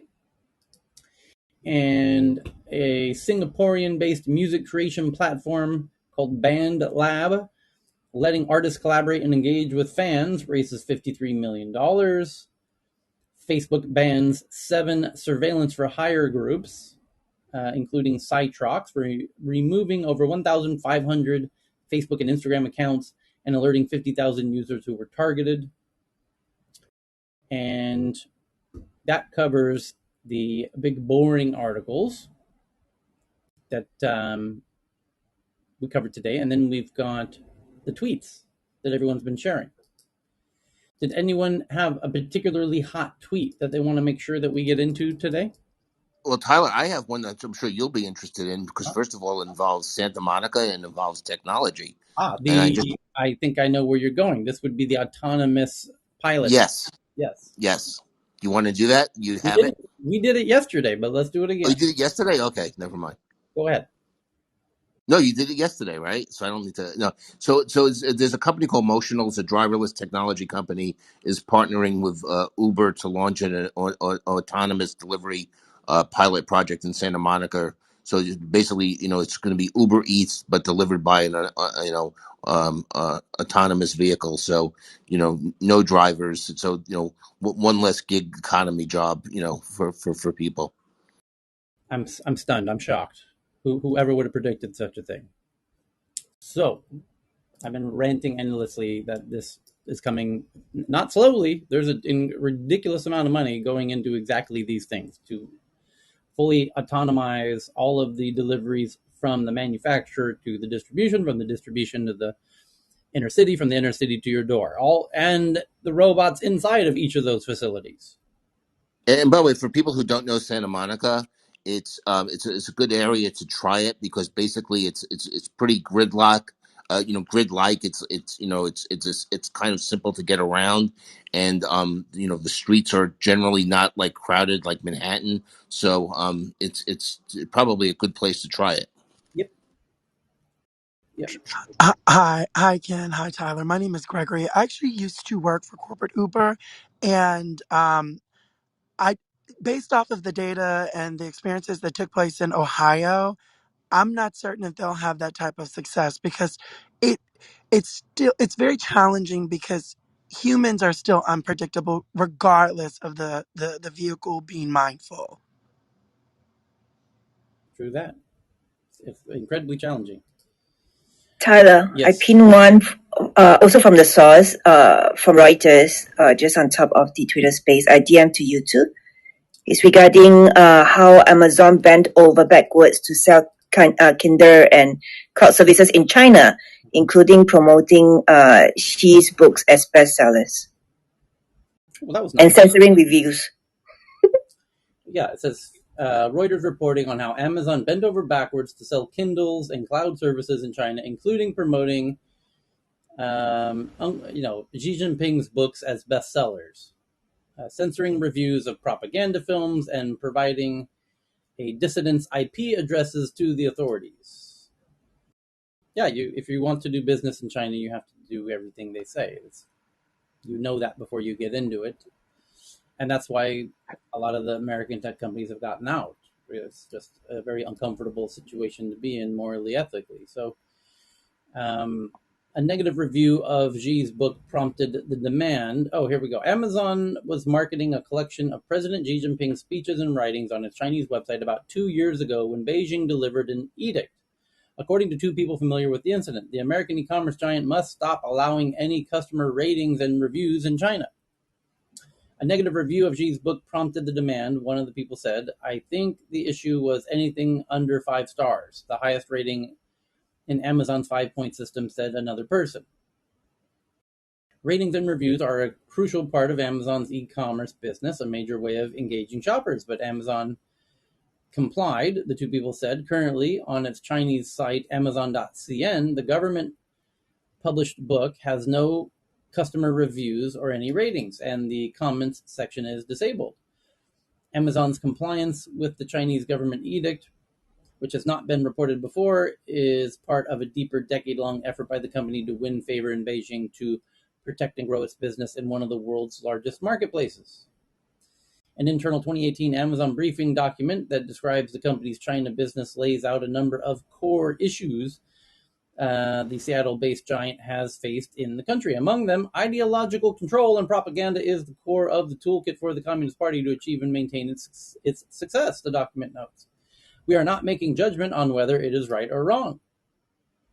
The briefing document and interviews with more than 24 people who have been involved in Amazon's China operations reveal how the company has survived and thrived in China by helping to further the ruling Communist Party's global economic and political agenda, while at times pushing back on some government demands.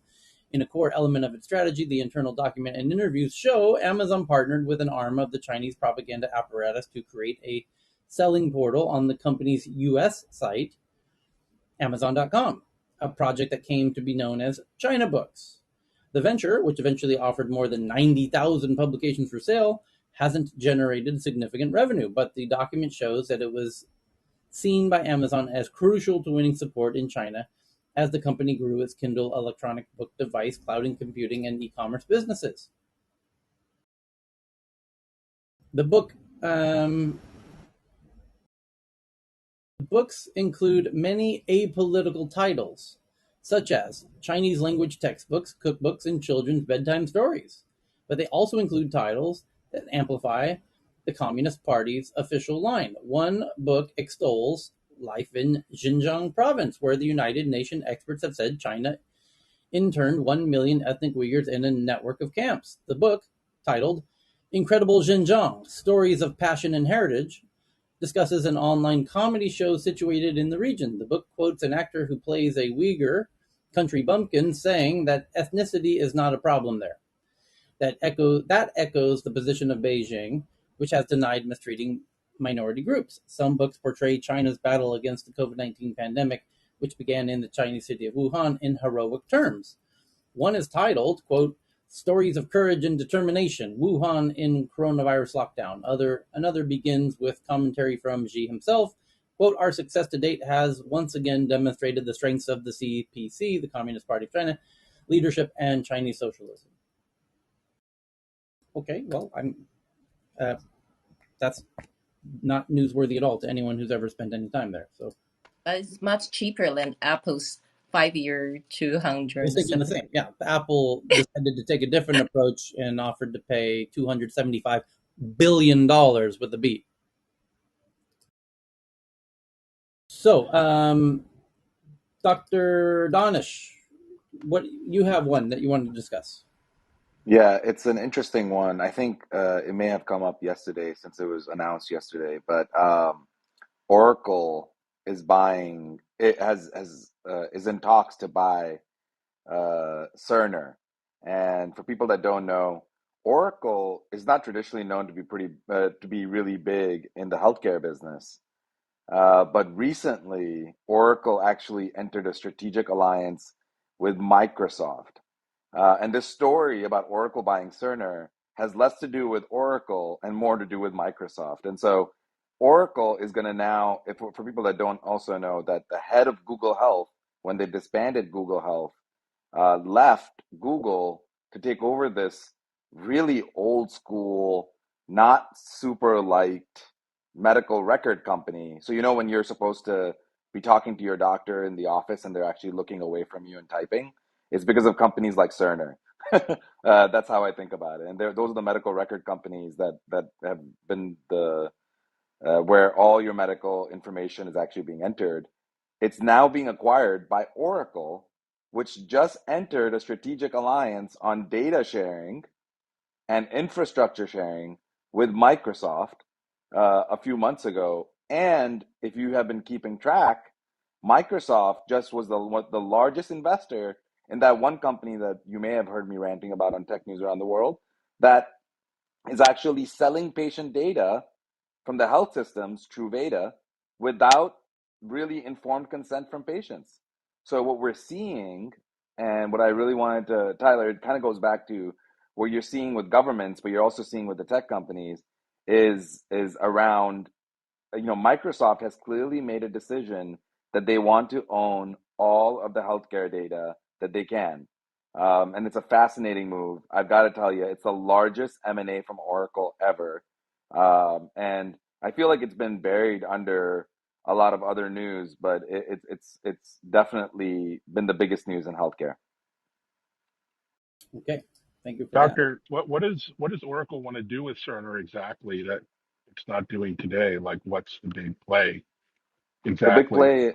Yeah, the big play is as tech companies, and this is super important, is as a cloud services provider, you can't have access to. They can store the data on your cloud, but you can't access the data.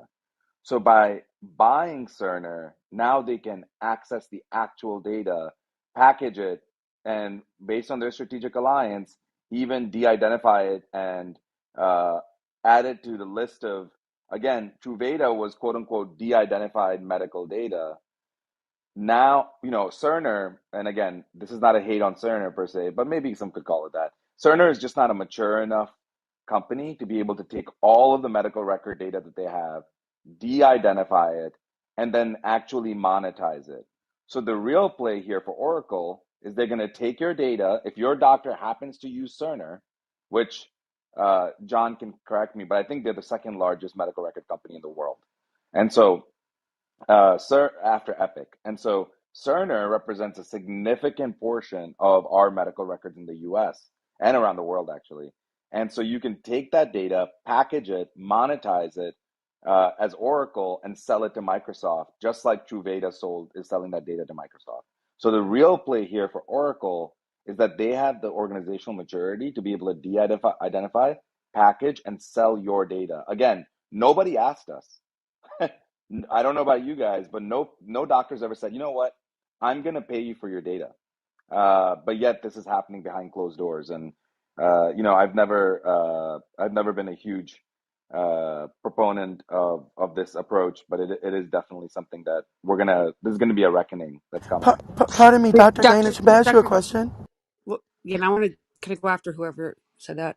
My Sure. apologies. It's Gregory. You can go ahead and I'll follow up. I was just going to say, I think this came up earlier. Dr. Danish, I'm not sure if it was from your room. This is huge for people because it shows these uses of data that people don't understand with their health data and where it goes with these large companies.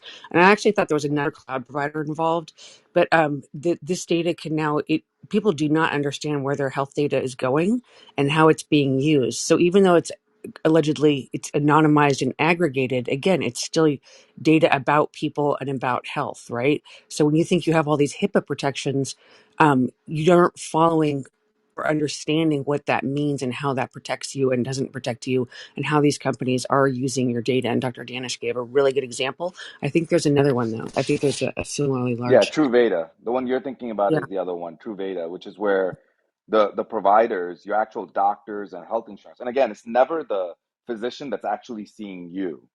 It's the administrators that are running the large health systems, like the big health system, what we call big box healthcare, right? Like these big systems, they've been blocking. When you go from one health system to another across the street, they don't talk to each other. It's not for any other reason. They just want to make it hard for you to go across the street. It's like protecting themselves. But along the way, they've been collecting all of your data in these electronic records, and now they want to, they spent all this money, Jennifer. What are they going to do? They gotta sell that data. So they're now selling that data. They're using a loophole in the consent forms that you sign when you're sitting in the waiting room. When they're making you wait for 30 minutes and you're like, oh, just let me get through this, and you don't actually read the consent form. Like I never read the consent form. They actually are making you sign away your data in those consent forms. And so now they're taking that data, they're quote unquote de-identifying it, and I can tell you, there's tons of companies that can then quote again, re-identify that data with biometric data. There's a lot of research on that. And so they're essentially taking this information and building digital identity. And, when you walk through the door, they can probably, with very high probability, be able to tell, what quote unquote profile you fit, which might actually be your de-identified profile. And then they can predict what's going on with you. They can use it for good, and I hope they do. But to your point, we just don't know what they're going to do with it. So Right. hopefully that's helpful. No, that's And the process exactly sounds good like example. Go on, informed consent theater. Exactly. Exactly, because you don't understand, like that's the premise is they're saying we've got your informed consent, and again, similar to Dr. Danish, I don't read those forms, and you're not going to be able to negotiate those forms. So it's in a hospital is a good example, because think about who gets that information from. If you give the hospital, think of all the vendors and providers that are involved there who also have that data, right? So when you see a doctor, it's not that doctor and your little record that you saw him write down or enter into a computer. That goes into mass systems that vendors have access to and everything else.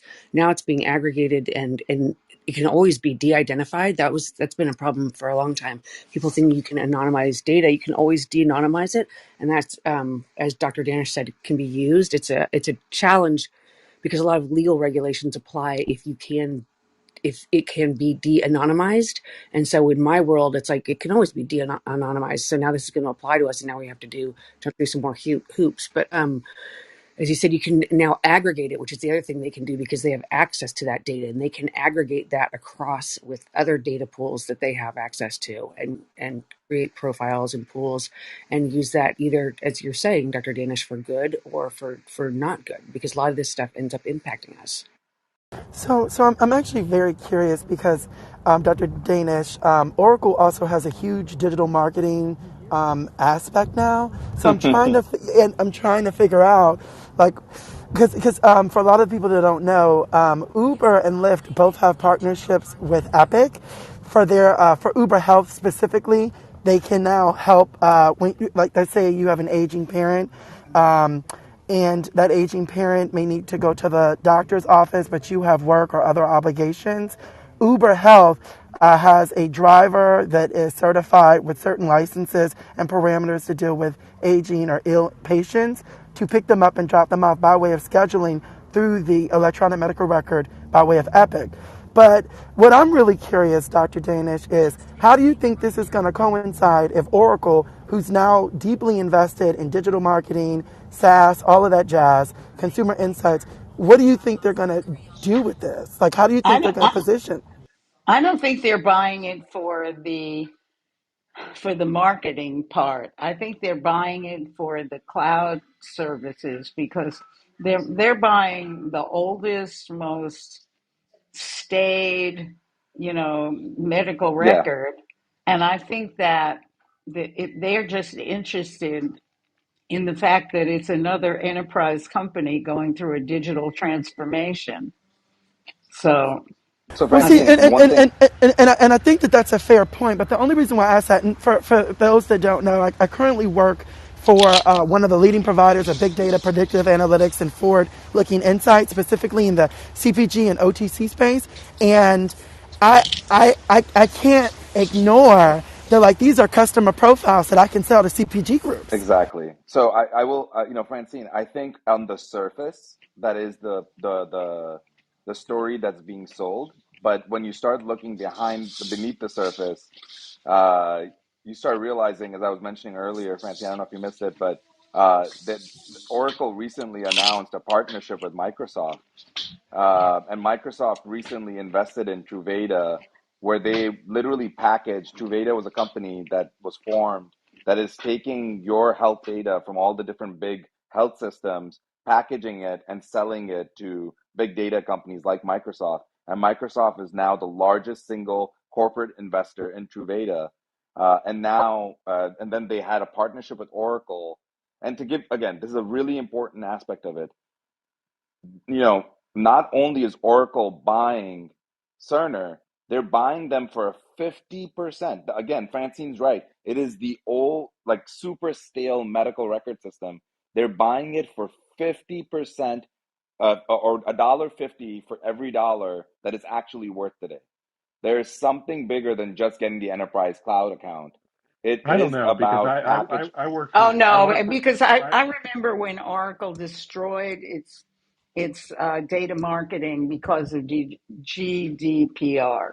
It was very heavy into marketing, using its data cloud for marketing. Well, well, And Francine, what I was saying was that they're going to package this data and they're going to give it as part of their partnership to Microsoft, where we don't know how much money they're going to get. And Microsoft has been aggregating patient medical data for the last 5 to 6 years. And that's really, in yeah. my opinion, the I real would just play. add I work for Oracle and I'm not a fan, so I'll say that on the upfront. I work for a company that Oracle acquired, and I don't think there's a lot of strategy behind a lot of Oracle acquisitions. Just see it as a potential asset. Is the price right? Is there an ROI? And they just buy things. and they have a history of destroying or killing companies they acquire. So they're like one of these giant machines that just sucks up all kinds of assets. So I really wonder what will become of it. I suspect we'll look back and that was kind of a non-event. As far as Yeah, Microsoft, I that mean, see, they that's what I think. That's what I think, and you know, this is some kind of conflict. But my daughter works for Oracle in Europe, and so and her Where's the conspiracy music? Where is it when I need it? This I sorry, Francie. Go worked ahead. at Oracle, Dr. Dennis.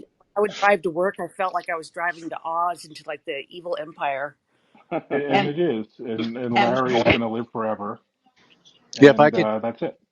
if I could I just mean, add, look, one of the things I just want to throw in here is that I hate to sound so cynical about this, but at the end of the day, the data is being collected to monetize it. And so if people actually believe that in the long run that our privacy matter, you're ridiculous if you think that. Do I wish it mattered? Yeah, of course I did. But realistically, I know it doesn't. And so if the overriding concern is our individual freedom, then unfortunately, the only real way to ensure that you have privacy is to go offline. And I'm not by any way encouraging people to go offline.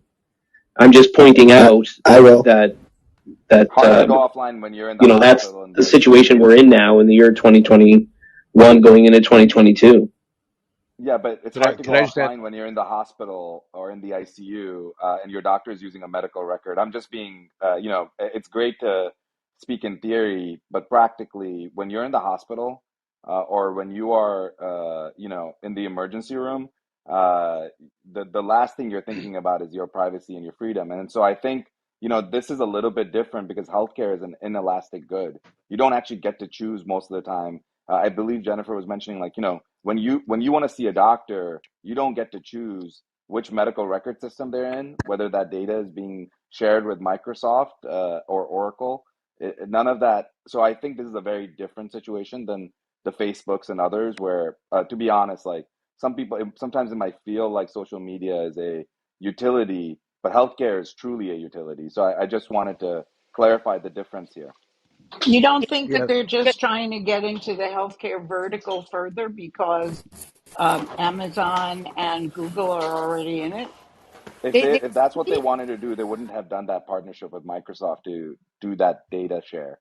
Because again, the key here is people are trying to build walled gardens and to literally just say, and you guys can go Google this. It's a strategic alliance for healthcare data sharing and multi-cloud data sharing. And so, to me, again, the biggest players and the biggest sleeper in enterprise healthcare right now is by far Microsoft, by far. If you talk to insiders, like I get the opportunity to do all the time, they are all very bullish on it. Sorry, John, go ahead. no, I just want to add one minor point. Um, there is this problem about how, and there's a lot of publications about how easy it is to re-identify data when you look at textual notes and narrow down the prospects of who might qualify for a constellation of findings that are in text notes that can be easily mined with NLP.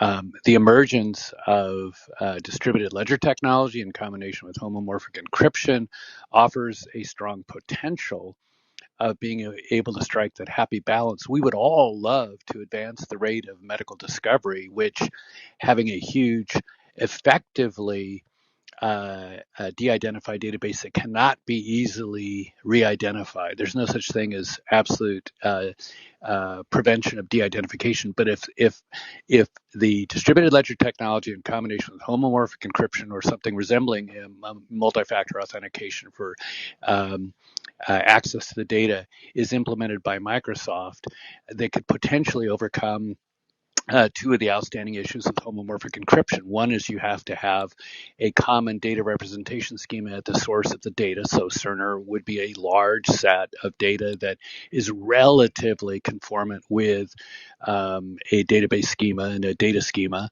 And then the second problem is the computational overhead of homomorphic encryption. And Microsoft's been working on that for a number of years. And so if in fact the destiny of these data are to go to Microsoft and be managed effectively in a way that prevents re-identification of individuals but enables widespread research, that would set a bar for the industry that would clean up a lot of the malfeasance that's occurring right now. So I'm I'm still uncommitted in terms of whether this is a good thing or a bad thing. But if Microsoft implements methods that are really effective in preventing re-identification, this could accelerate medical research very quickly. Yeah, John, let me just say one thing, and then I want to toss it over to Tom because I was going to actually bring it if he wasn't going to speak. But there's, as you pointed out, there are some great uses here, and there are like things like for medical research, and you can start running FDA trials on this data faster. So there are great good uses here. It's just to be aware of the nefarious uses, and then we bring it back, as you said, to, in addition to de-anonymizing, we have to come back to the real world and what these companies, what they have rights to do and what they've aggregated as well as pragmatically the protection. So I think Tom was going to jump in on some of the security issues there. Oh, But Tom, I'll just add one legal point.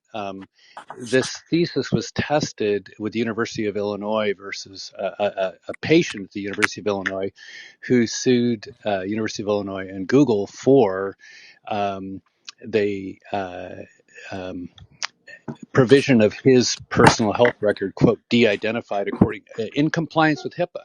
He lost the case because it was HIPAA compliant. And all that reveals is that HIPAA was written so long ago that it's no longer relevant in the world of machine learning, where re-identification is much easier.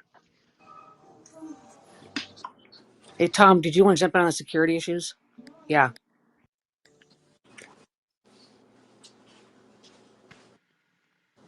Tom was going to say that these guys are. Tom, you might not be able to speak. Hello, you still there?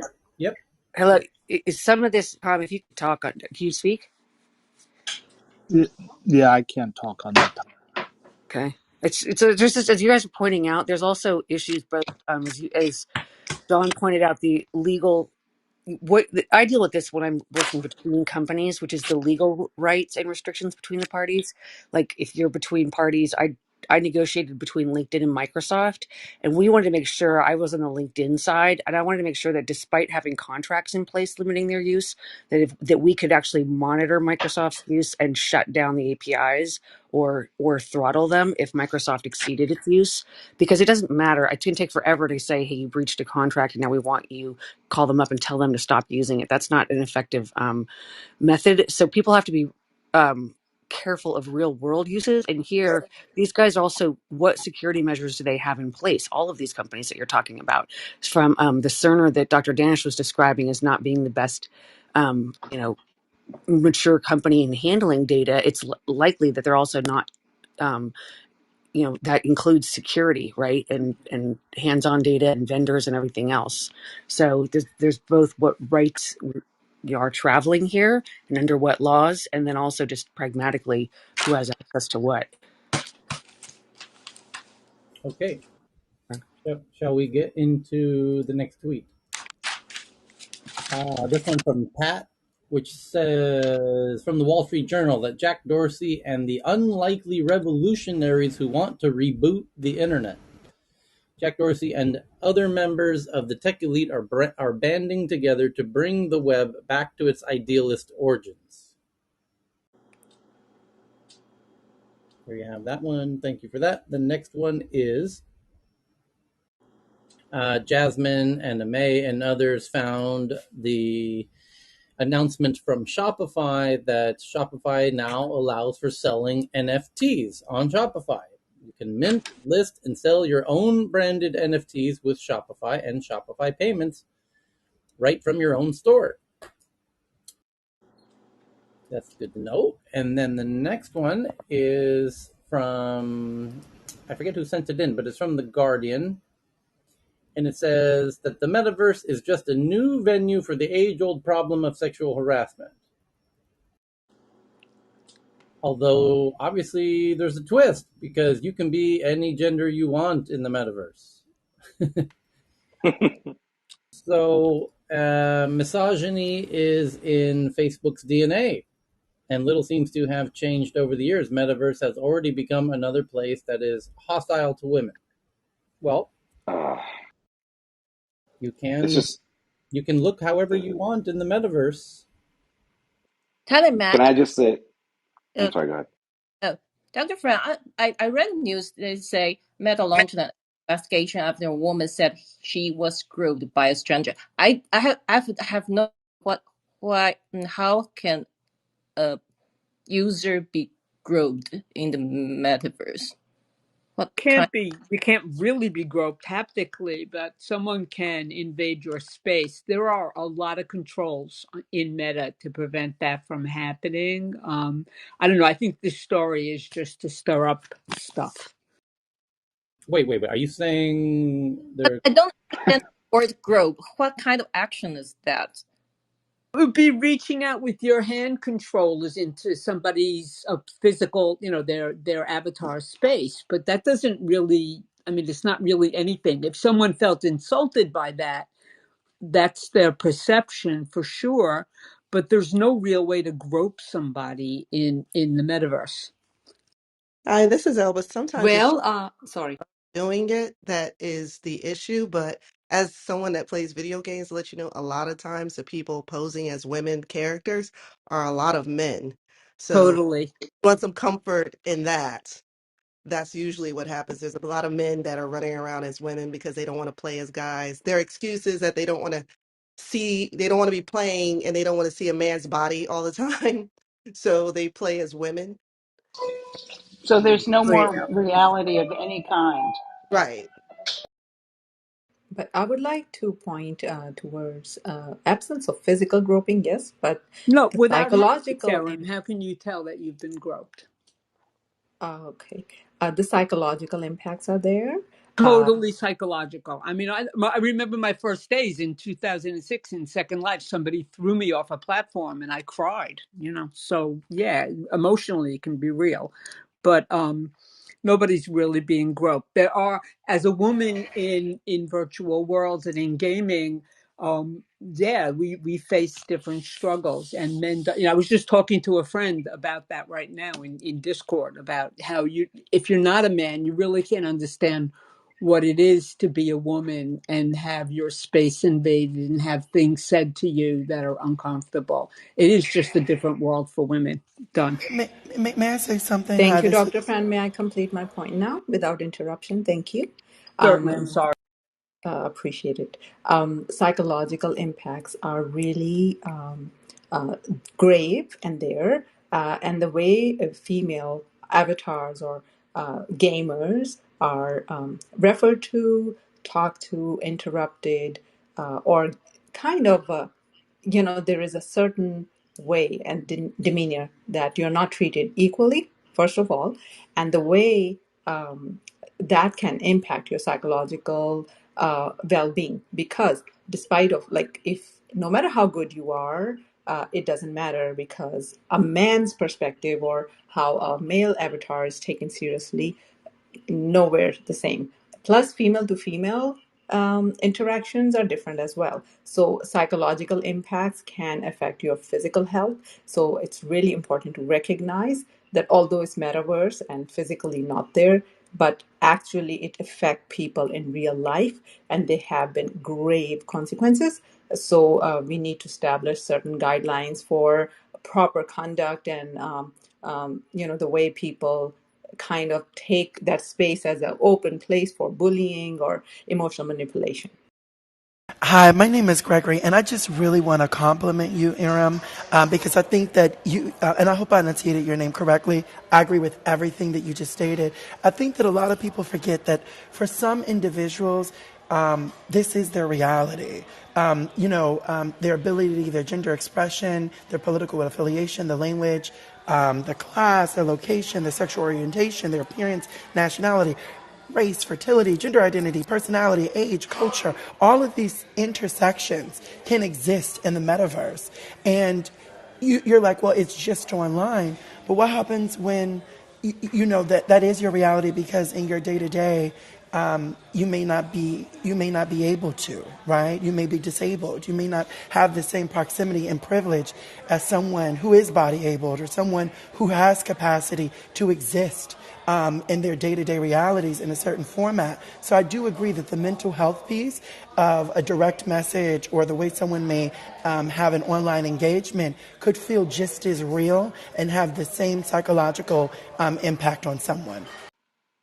Yeah, Hi. the only thing I will push back with is I agree in spirit here, but again, the story was around Facebook specifically, and I think that what we not to I don't want to go into a rant either. We've done enough of that today about corporate media and how they're going after Facebook and not after TikTok, where this exact Greggy, to your point, this exact same thing happens on pretty much every platform, right? So the one thing I will say is the metaverse is going to be an even more clear mirror of who we already are behind closed doors when there are potentially no consequences. And I think that perhaps the answer here is not to go after the platforms, but to have a deeper discussion around who we are and fixing that. Because blaming, just like again, I might be dating myself a little bit here, but I remember being younger and people would do prank calls to your home number. These kind of things have existed, and they would say just awful, awful things, right? These kinds of things have existed for a long time, and they do have a mental health impact. I just think that all we're seeing is easier means to be able to do that. You would never say, man, we need to get rid of the phone company because people are prank calling me so much. You would say, man, we got to figure out why people are prank calling so much. What's going on? And so I think that you can't, in my opinion at least, is there a role for these platforms to do some level of tracking and potentially policing? Sure, They are, but to Dr. put it Danish. that's what I'm saying. So like they are, right? And so they're doing some form of it, but at the end of the day, it's our we have to also be thoughtful that these problems exist in the real world and they're just being mirrored in the metaverse. And so to go after a company because they're enabling people to do exactly what you're saying, Gregory, which is think about the positives and benefits. Like there are people in certain countries that can't express who they are and they can do that in the metaverse and it's a release, it's an opportunity. And so I think the to me at least the benefits outweigh the risks. I Dr. agree Hi, with this Danish, that. is I think Al. those Um, are Can I great points, hold and I on? Oh, really do. can Can I I? go I ahead? really I really want to, I just want to clear the air just a little bit because I don't want anyone thinking that I'm invalidating what happened to this person or their perception of it. I am someone who spends hours every day in virtual worlds, and I am a female, and I am particularly sensitive to this. However, I've also worked over 30 years in behavioral health, and I have a great deal of experience and empathy in terms of what people are going through, particularly in terms of being an ally for gender issues in my work prior to my retirement.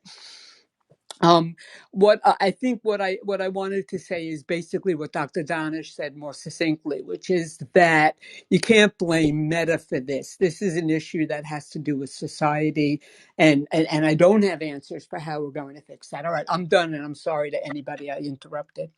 No, no, you're fine. This is Al. I just wanted to say, as someone that spends time since I was small on every console you can think of, and now in the metaverse and virtual reality, as a female that's navigated this, whether it was in and out, I agree with everybody on what needs to happen. But as a woman, as someone I want, and I have young women that I mentee, and I have nieces and stuff like that. I actually help them, or because they see Auntie play all the time. They see. I can only manage my reaction to all this stuff, and those people who are in those spaces are looking for your reaction. So if you give them that sort of reaction and do not take onus, then you're gonna end up becoming the victim. And I've decided not to be the victim and to not let those type of situations. And then with that being said, though, that's why we have to raise our girls specifically. And I thank my father and all the men in my life to have raised me in a certain way to be able to handle these situations instead of, you know, turning away from them. Because the thing is, people are people, men are men, women are women. And it's how we absorb those situations, how we handle those situations in the day to day. If we decide to internalize them and make them a part of us, then the outcome will be everything that you guys are saying. But if we monitor our reactions or manage our reactions to it and do not internalize it, I swear your world will open up. And I'm 41 years old. I've been playing video games all my life. I've come across every type of griefer, and I grief them the hell back. And I'm actually known for doing that. And, you know, to the point where, you know, I've had people beg me to stop. And I'm not saying everyone can do that, but all you can do is manage your reaction to the situation. Half of those people just want your reaction. That's all it is. If you don't give it to them, then there's nothing there. But like I said, it's a whole different approach. What everyone is saying is accurate, but for us women, the best remedy for us is we need to figure out whether we have to decide where we want to be in this equation. And my thing is, I want to take advantage of it. I want to take hold of it and not be someone that needs to be fixed. That's all I'm saying. I'm Ellen. I'm done speaking. Okay. So the next, hold on one second. Somebody from Twitter wanted to jump in there? To jump in there? Yeah. If I could, I think an important part of this is describing what actually happened. I don't know if that was read out from the article, but it was just basically being surrounded by a bunch of male avatars who are holding some sort of Polaroid camera or taking a picture somehow of you and then handing the picture to you. And that's kind of a new level of harassment, I would say. And it's an interesting kind of, it's not off-brand for the internet. I think historically the internet has always been full of these kind of raids. Famously, like a bunch of children's games in the past were raided by a bunch of, you know, avatars all dressed in black suits and blocking the bus or something like that. There's all these examples in history. So how we deal with this is definitely a question going forward. But the better moderation aspect, that's something that I think is fair to ask from Facebook, or now Meta, because they quite literally changed their name to Meta. So by taking that brand, I think they should take some responsibility, not all of the blame. But in this particular case, when an example like this comes up, it gets sensationalized, but I think it's just the tip of the iceberg. There's a lot more other sinister behavior that permeates not only this platform, but all of the platforms and across different social media platforms. It's quite a big problem. So I think legislatively, it's also something that we need to address, not necessarily just by targeting one company. Thank you. Okay. So the next tweet is from Katerina from NPR about a new study from the University of Hong Kong offers preliminary information that could explain why the new coronavirus variant Omicron may be more transmissible. I think it certainly is more transmissible. And it says preliminary data published online Wednesday gives us the first look at how Omicron may behave inside the respiratory tract, and the data offers a tantalizing clue as to why this heavily mutated variant is spreading so fast and even out competing Delta. The Omicron variant multiplies about 70 times faster inside human respiratory tract tissue than the Delta variation does. Scientists at the University of Hong Kong report the variant also reaches higher levels in the tissue compared with Delta 48 hours after the infection. And there's also a slightly different distribution. It's in bronchial. It's higher in bronchial cells, but actually lower in respirocytes, and that means that it's somewhere that is easier for it to get out of and spread. But yeah. Or off. Yeah, there's two implications. There's two implications.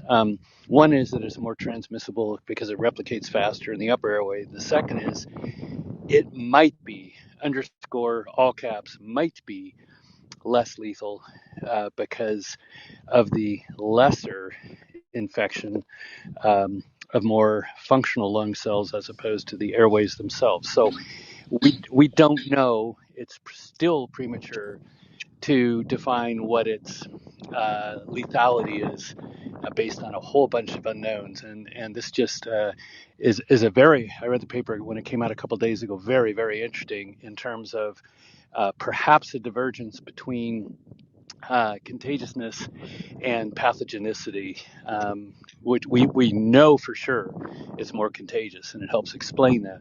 We still don't know about the pathogenicity.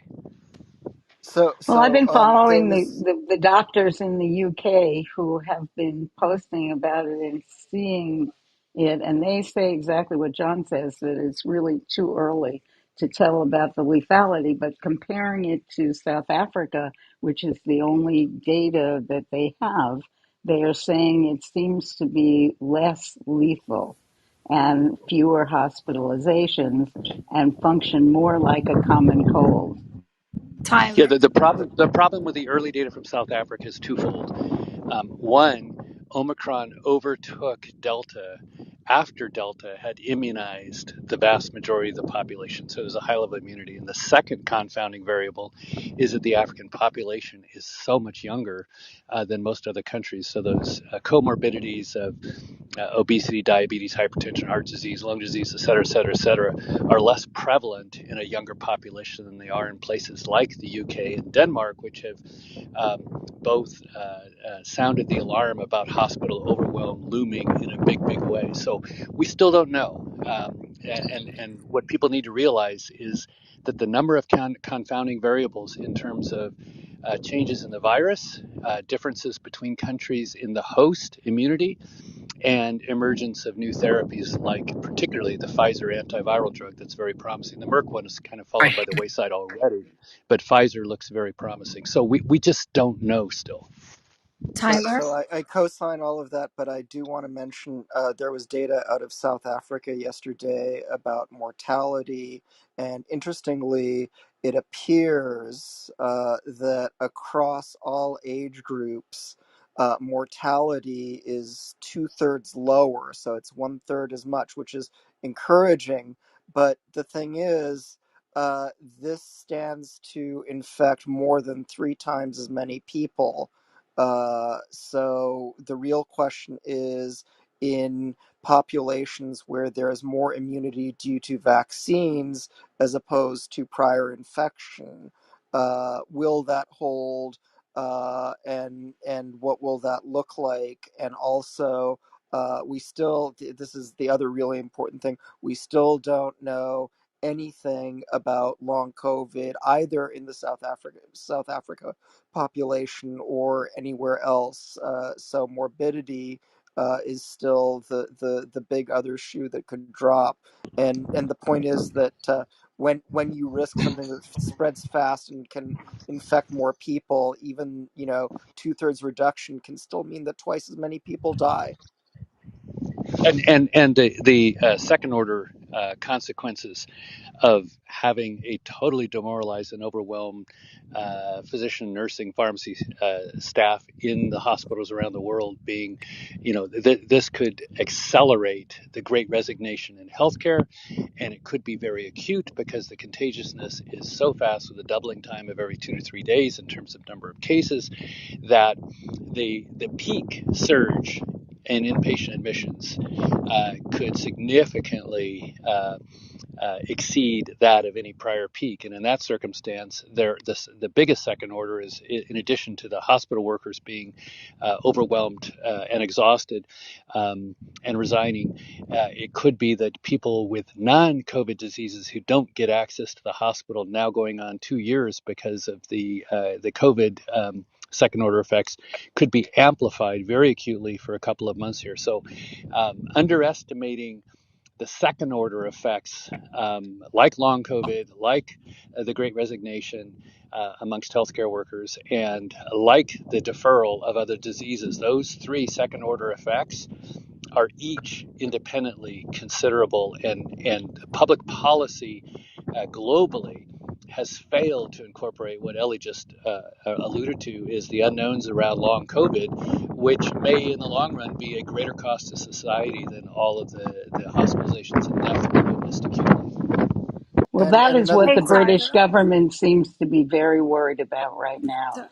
the overwhelming and the great resignation and so of the second order effects. Tyler. No workers. Okay, I mean, Tyler, from yeah, I just wanted to share because I'm watching a news conference on my computer as well. Because yes, they announced that Netherlands is going on full lockdown starting today through probably starting through tomorrow from tomorrow for 4 weeks, which means nothing's available to us with the exception of just grocery store. okay. So Yeah, lockdowns lo- tend to be more political than scientific. And yeah, no, once again, once I no, understand that. I'm not correcting you. I'm just adding, please. Yeah, no, But you're absolutely correct. That's why I was saying that because I'm watching the news conference as well, and it's really fascinating because what Eli and Dr. Fran and a few others are saying. I mean, the gentleman who just spoke that right now is speaking a great deal of truth when it comes to Germany, Italy, Portugal, Greece, London, England, Netherlands, because this has been a bone of contention for a lot. And I literally had a meeting tonight with like 3 small business owners, and they're Dutch, and we're literally irritated because they're not helping any of the small businesses. They're hurting them immensely. The challenge that's going to happen is the gentleman that was talking about long COVID impact. And the reason I say that is because we're going into the first quarter 22. I've got another member that already said to me she's overwhelmed and stressed because she's working in a big company, financial, that has got prepared a number of massive layoffs for first quarter 22 as a result of this. So I'm just really being very, very present to the fact that I think the blood the blood's going to shed in first quarter 22, and not because people are sick, but because of the financial impact to the economy as a result of shutting down during the holiday season and I making just want to jump yes. in there The restaurants aren't to the going to woman make and it. I'm to the actually in woman's Holland, point so like when in I look talking at about the this. Netherlands. Hold on, Clinton. Uh, Oh, Clinton, hold so on. here in Hold oh, on. sorry, go Oh, ahead. oh, hold on. Yeah, So, all I'm trying to say is that I'm actually in Netherlands on the ground, and I'm hearing and seeing these conversations. And I also am also listening to the Dutch news, and there is a Dutch room that's going on right now, and they are discussing it because the Dutch are absolutely exhausted by this, and they're also getting really frustrated because in the context of what the cases have been coming up recently the past 3 weeks, they've been, I think they said the number was about, most of the cases in Amsterdam have been Omicron, but they've also said it's been to the point, and I'm not quoting this because it was coming through some Dutch people and I'm translating it. They were also saying that they're not looking to give a booster to this because they're also seeing what everyone's talking about regarding Eli said it, that it's 2/3 less deadly, right? Less dramatic. Leave it at that. And Just my choice of words. it's a big mistake to reach that conclusion, because morbidity is the larger part of the story. And the vaccinations, if you are recently given your third booster, that will neutralize Omicron. Although we I don't I look at the CBS, which is the Dutch data statistics, and this is the big argument because there are professors in Ghent, in the EU, in Belgium, that are really challenging some of what's happening in Europe. And I'm happy to send that link across. I'll pin it on Twitter because from the context of being on the ground here in Netherlands and being close to Germany, Europe is aging, so we have to really take a lot of factors into consideration of the society and the health of the society as well, and the impact, because people that have left their jobs that are nurses, because 3 of my clients work in the hospital, they're not leaving because they're underpaid. They're leaving because they're making them work long hours and they're not caring about whether or not they take off. They're leaving because no one wants to take jobs in healthcare because they would rather do something else that pays them a higher rate. So the challenge is that there's a lot of reasons why healthcare people are leaving their jobs. It's not, there's a lot of manipulation in the media. And this is actually what the Dutch are saying too. There's a hell of a lot of manipulation in the media that's giving a completely different conversation to the world. Same way the United States could do it, same way Russia could do it, same way so many countries could do it. That's why I'm saying just be really present when you talk about where it is coming from a certain country, because I am based here and I do see it. And I do, people are paying attention to the rules. Hmm. People are doing everything that they're told within reason. And no one's, it's not crazy. People are wearing masks. People are doing what they're staying in 1.5 Hey, meter. May, just a Hey, question for you. What does the lockdown involve in the Netherlands versus other countries? Like, how does it work with closures and enforcement, and how do they keep people in their homes? could I just finish the point I was Well, making before it went through this loop? And first of all, MA, what you're saying is all very relevant. Um, the point I want to make before I lose my cell connectivity is, and this is what Ellie usually makes as well, is that whether or not you're vaccinated, right now there has never been a better time to wear an N95 or an N100 mask and wear it in all public situations, because the decline in antibodies from the original two shots in any series and the decline in antibodies that are starting to be seen with a booster are substantial. That's a reality of the immune system. That's how it works. And masks are an essential part of public policy, and they should be emphasized more formally, more frequently. And if your particular geography is not recommending mask wearing inside, when you're around people outside of your pod, do it anyway because it's the right thing to do. And it's probably the most important thing you can do, whether or not you're vaccinated. Get vaccinated if you haven't been, but whether you are or not vaccinated, masking and distancing still is a very critical way of protecting yourself, protecting your brain from long COVID, and protecting others in your family, your loved ones, your family, your friends, and perfect strangers that you may see outdoors and indoors.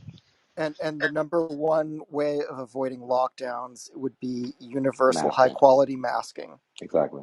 Yeah, and that's the thing I was gonna say is, to me, and again, it sounds awful.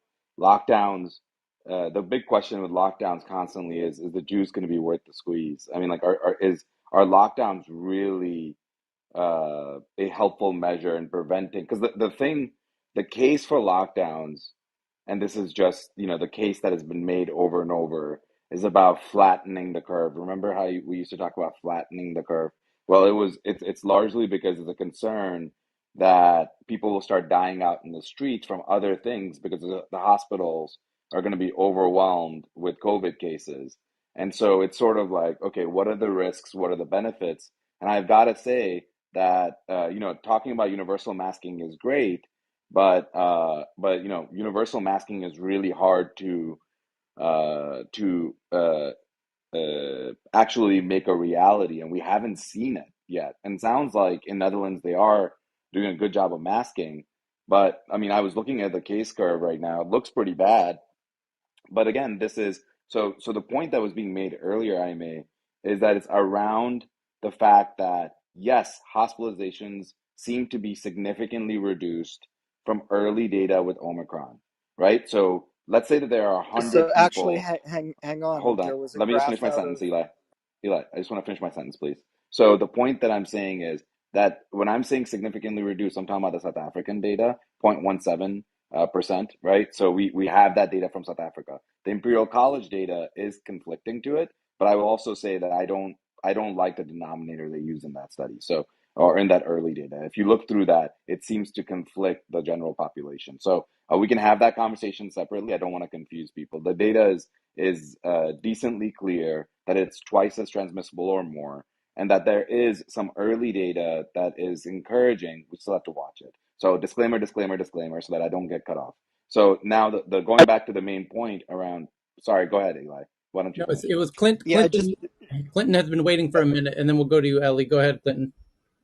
Yeah, so in Canada, just to, I think, is it Ellie in the Netherlands that was speaking earlier? No, I agree with No, what she's MA. saying, it was but what MA. she's seeing on the ground. yeah. So in Canada right now, to give you guys some background, my son is in university in the city of Ottawa, and he received a communication yesterday telling him that the university was sending all of their students home, and that's happening all over Ontario, province of Ontario, till January 31st, February 1, in order to try to get the spread of this under control.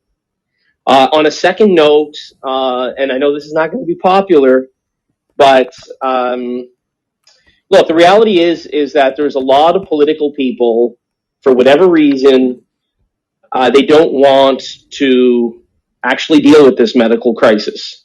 And so, to someone's earlier point, they're correct. Um, the reason that we want to flatten the curve, as they say, and the reason we want to encourage proper N95 mask wearing, which is what they're encouraging all over Canada this week, is so that you don't create a problem where the ICUs get filled up. So that if someone gets in a car accident, for example, gets rushed to the hospital, and there's no space in the ICU because it's filled with COVID patients. And to further drive this point home, so what we're doing in Canada, to contrast this with the United States, because I fly in and out of the United States every month, in Canada, before I board an aircraft, I actually have to provide a QR code with a proof of vaccination. And if I don't provide that, I'm not allowed aboard the airplane. Now, contrast that in the United States, there's no such requirements. So anyone can walk in an airport like JFK or Chicago O'Hare or the busiest airport in the world, Atlanta, and you can have a giant incubation center of COVID being passed around from person to person, and there's no requirements for anyone to be vaccinated. So, I would argue that one of the reasons why we're dealing with COVID the way we are is because of the political ignorance. And I know that's a strong word, strong phrase to use, but that's what it is. If we look at the variants, where have the variants come from? They've come in countries where there is either no vaccination rates or extremely low vaccination rates. Now, if we look at sort of Western developed countries that have had their ICUs reach near full capacity, where's that happen in the United States? Places like Florida, uh, places like Los Angeles, so on and so forth. If you have 50% of your population that doesn't want to get vaccinated, then this thing is just going to drag on and on and on. So one of the answers that the United States could do, that the president of the United States could do, is he could say, and this is fully within constitutional arguments, he could say that the FAA regulates the sky, and the FAA is a federal national jurisdiction. It's not state jurisdiction. And therefore, in order to fly on an airplane, you have to be fully vaccinated. Otherwise, you don't get on a commercial aircraft because the FAA regulates that. No, they're And not test doing that, negative and that's and because of wear a the good political mask. resistance to that. Yeah, So let me that's let my me just make point, one quick point. that Yeah, let me serious add one problems quick Hold with on. point this to that. issue. Ellie was Yeah, waiting it's to jump in. Hold on, John. Yeah, so sorry. I wanted to add and test negative before you go into an airport and wear a high quality mask, because the airports, I mean, it's just the ideal situation to mix and disseminate everywhere.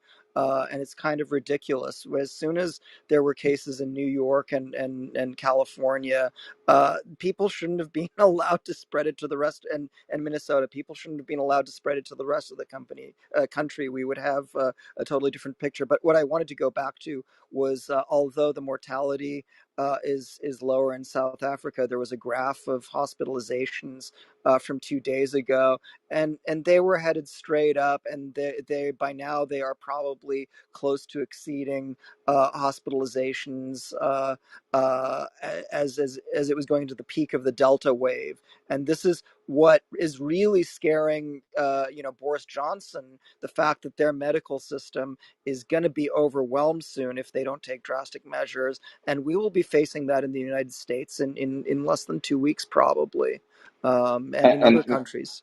and that's the issue is that we're not short of hospital furniture. We're short of nursing and physician staff. So in the early days, I helped stand up temporary hospitals, tent hospitals, MASH-like units in parking lots to deal with the hospital overwhelm. We can't do that anymore because it's not the beds or the ventilators the issue. It's human resources that are short. So we're pushing on a string in terms of the supply chain of people. And so we don't have the kind of buffers we had early in the pandemic because of the Great Resignation. So this hospital overwhelm issue that Boris Johnson is really focused on is absolutely real, not just because of the loss of resources, i.e., the loss of supply, but the rapid propagation of this virus is peaking and spiking the demand and putting it in a much faster concentrated window than previous variants. So we got higher, faster peaks in demand and a structural deficiency and deficit in supply of human resources. So brace yourselves, take it seriously. Please wear your masks. All I was going to say earlier, by the way, just wanted to finish my thought when I was before we moved on to Clinton, was around IMA and this concern in Netherlands. And what I was trying to say was that I think the calculus that's being made is around uh, the healthcare infrastructure that they have. So as Ellie was just saying, while the slice of the pie is smaller, the pie itself is getting like 10 times larger because there's just so many more cases. So that even if it's less severe, it's actually becoming the amount of people that are getting severe can still overwhelm the healthcare infrastructure. And so, I think that's the calculus that's being made, and they're looking at the risk benefits of people dying in the streets versus people dying of despair. And I think it's a awful, awful problem. We could have all saved ourselves from this had we just worn our masks, gotten our boosters. But unfortunately, this, it's easy to and I know I may you're speaking from experience and being on the ground, so I can't discount that. But I've got to say that this is one of those situations where I think it's easy to point at the healthcare officials and say, "Man, this is about this and that," and in No, reality, I'm Dr. Danish, assuming. I really have a great regard for We lost Danosh. nurses and hospital Jason staff, raised his Dr. hand. Danish. As I'm responding to Dr. Danish, I was going to give Dr. Donna some Danish, I time just to wanted to say come back. I don't know what I his wanted signal what just I happened. wanted to say, Dr. Danish, that I Is he acknowledge back? the I don't think he's I, in Twitter. I think he's in I, Clubhouse. Hey I think guys, my we could hear clubhouse you might have guys in just Twitter. crashed. Oh No, really? I'm in Is that what We're Clubhouse. still happened? here. Oh, No, that's Well, good Clubhouse here. unfortunate. We're didn't good Um, crash. here. I'm letting you People we're know. are good in talking in Clubhouse. clubhouse, but I can't hear them. I was just going to Oh, hang on, I got acknowledge, it. Can, Dr. Danish. This is always really funny. You're hearing it in multiplicity. okay, go ahead. That's right. Okay, Dr. Danish, I just wanted to acknowledge because I have a sister who works in healthcare in New York, so I totally get that. And I have a lot of dear friends that work in the healthcare here as well because they're my yoga students as well. And I do completely get and appreciate what you're sharing. I think the challenge comes with what Clinton was also saying, where it's somewhat political too, because the challenge that's happening now is that you're doing this at a time, and I think, Dr. Danish, you would understand this because the impact of mental health. You're doing this at a time of the year that's when people spend the most time with family. It's Christmas, it's New Year's. Do you know what I'm saying? Like, this is mentally challenging. I mean, I've heard of so many suicides in the past year than in my whole life being in the United States. Okay. I mean, that's scary. That's frightening. 100%. The That's challenge though is frightening. So, you know what I'm saying? you That's what just makes me explained the sad, reason though. That's like the most important reasoning that you just made. This is the time of year that everybody's congregating. And Yeah. so again, I am anti lockdowns. John has heard me say that very clearly multiple times in our own rooms and how I No, feel I about it. agree. But The masking is being done and the 1.5 meters being done. And it's actually, there's, what's even more ironic about this, Dr. Danish, is that there's less people here because, and I just had to make a running joke. Like, I think I just have to make just to make some light of this, but it's actually messed up too. I think almost half the country has left the country. Do you know what I'm saying? I think half the country has left the country because the Dutch are also very much, they really, really cherish their freedom. And if anyone tries to get in the way of that, they're just very known to be stubborn in Europe, right? And I know that at least 10 of my people that I know over the course of the past week have already left the country. They've gone to Thailand, they've gone to Bali, they've gone to other countries. They've just said, screw this, I'm out for 3 months. In some ways, Dr. Danish, this is also what makes me sad, right? Because I think you're also seeing that logic. If people also feel like they're entitled and they leave, but what happens if they take it somewhere else? Hey, So I this do is agree Toby with here, the virtual fly on the wall. Really the enjoying the virtual fly on the conversation. wall. I live and I went You're to always far. a indoor concert last night. I'm not going to say where I went or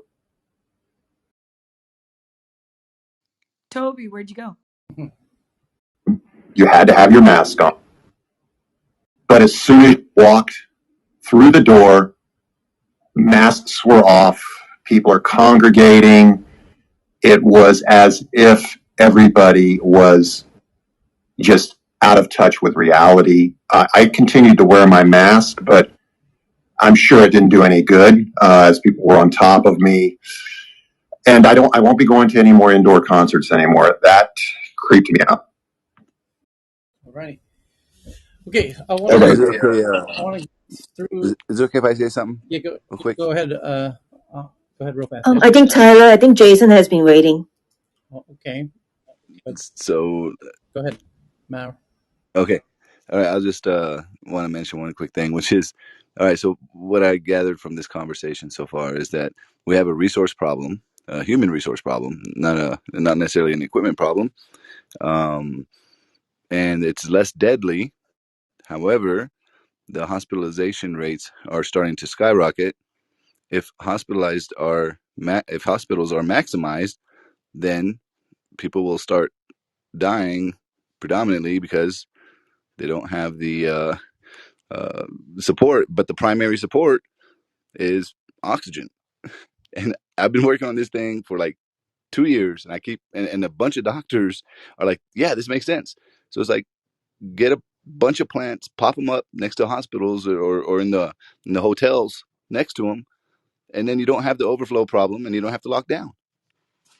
I'll Yeah, but stop there. that's not the issue, Meyer. That's not. I want to be clear about this. It's not because we're getting over. Again, the problem is most ICUs, the way that they are set up in the US and in most of the countries in the world, is ICUs are supposed to be running half capacity at least.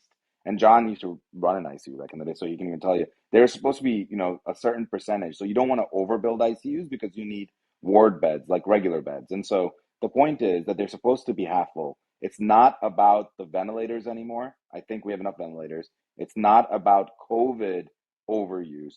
It's not about an oxygen concentrator issue at home.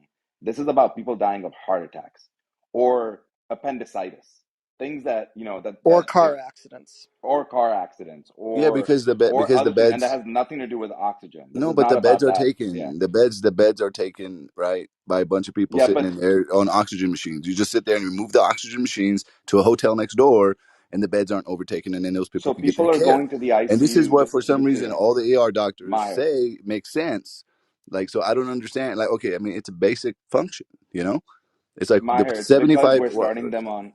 Okay, I'm just asking, it's not about that. what's the primary treatment? So it's What's not the oxygen. primary? That's what I'm trying to explain to you, if you can listen for a second. So the primary treatment is anticoagulation, actually. And so we know that they have to be on anticoagulation, they have to be monitored, sometimes with A lines, to make sure that they don't go into these really difficult situations around the fact that this is a coagulopathy. It's an infectious disease that makes your blood clot like crazy. And so, again, we can talk about this in much more detail tomorrow on Health News Around the World. Tyler, we will stop talking about this so you can move on to other important tech news. All righty. John, you had a final thought? Okay. So JT sent in a tweet about Google developing an augmented reality operating system. Actually, sorry, one quick last point, because Dr. Danish raised this issue about compliance with masking. Japan has it down. It's not impossible. It's a Oh, matter agreed. of creating, a social norm where this is expected, this is proper behavior, and you're not weird if you're wearing a mask. You're inconsiderate and kind of a problem if you're not wearing a mask, and that's where we need to be, and we need to be there fast. And like social marketing should be selling high quality masks right now. That would be part of turning this around. Okay. Hey, I wanted to. Hey, Dr. Danish, I just want to mention something, man. Listen, every single Monday, okay? Here's who meets. We all meet together. The world leaders from the World Health Organization, Bill and Melinda Gates Foundation, IMF, World Bank, USAID, Clinton Health Access Initiative, every single NGO for 2 hours, strictly about oxygen, dude. It's a problem. It's like all the big NGOs are like, this is like the biggest COVID problem around the world. So I don't like when they say we're not going to talk about it. it's like why is the whole world NGOs all meeting every single Monday about this one Well, issue, and everybody's he said suffocating to he death. said he has a room to discuss it even further tomorrow. Yeah, save it for the room. So, JT's tweet, I'm retweeting right now about Google developing an augmented reality operating system.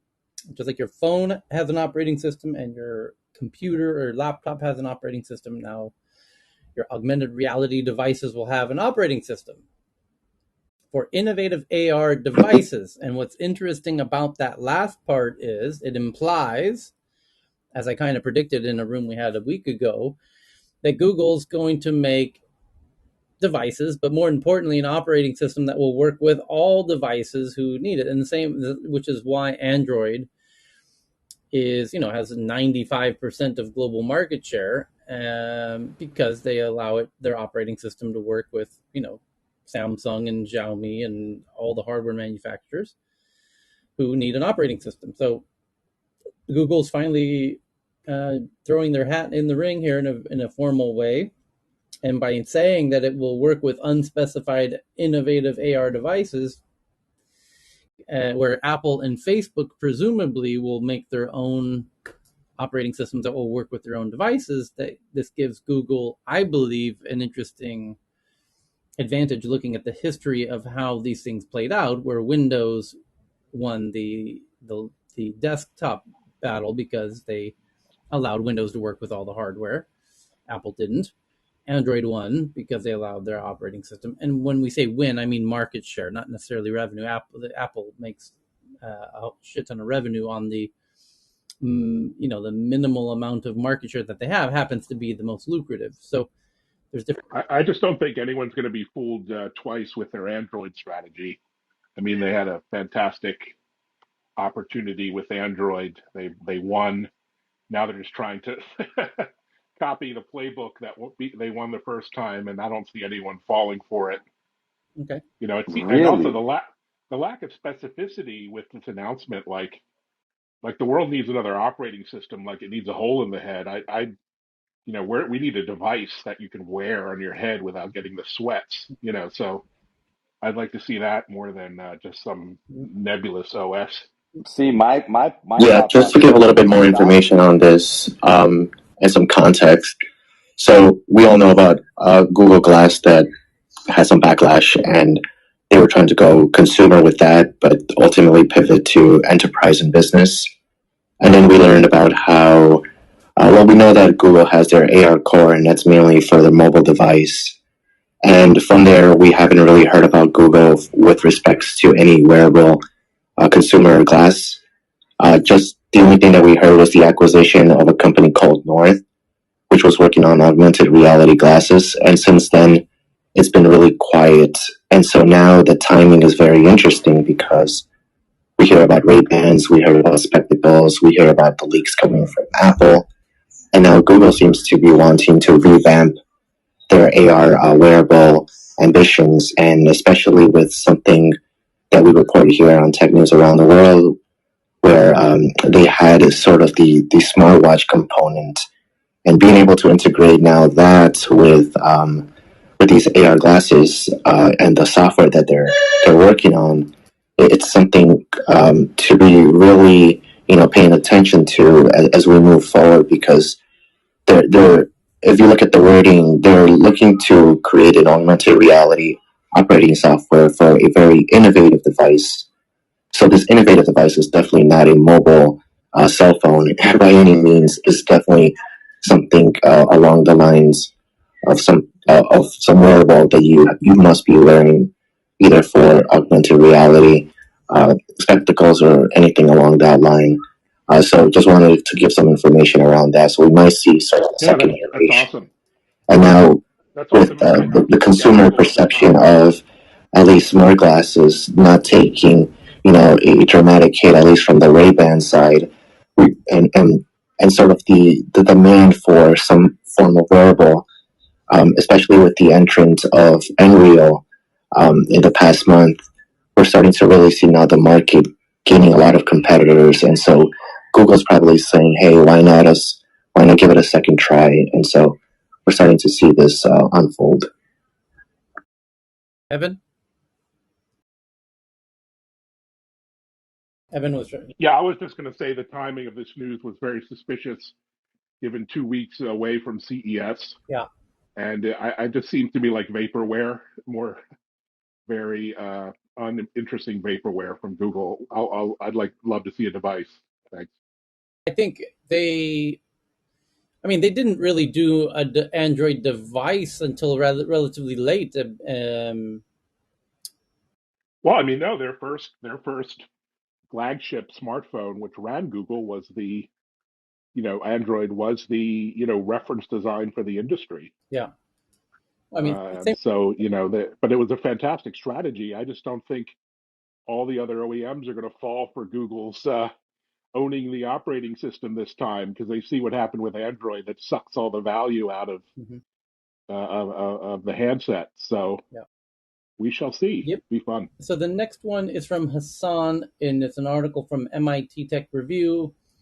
I've just retweeted now about the top 10 breakthrough technologies of 2021, which were, in no particular order, mRNA vaccines, GPT-3, data trust, lithium metal batteries, digital contact tracing, hyper accurate positioning, remote everything, multi skilled AI, TikTok recommendation algorithms, and green hydrogen. And then keeping it on the VR front for one more article, Katarina shares this one about from Neuroscience News that about the roller coaster ride of emotions, exploring emotions with virtual reality. The roller coaster ride, in combination with EEG scanning, helped researchers determine how emotions are processed in the brain.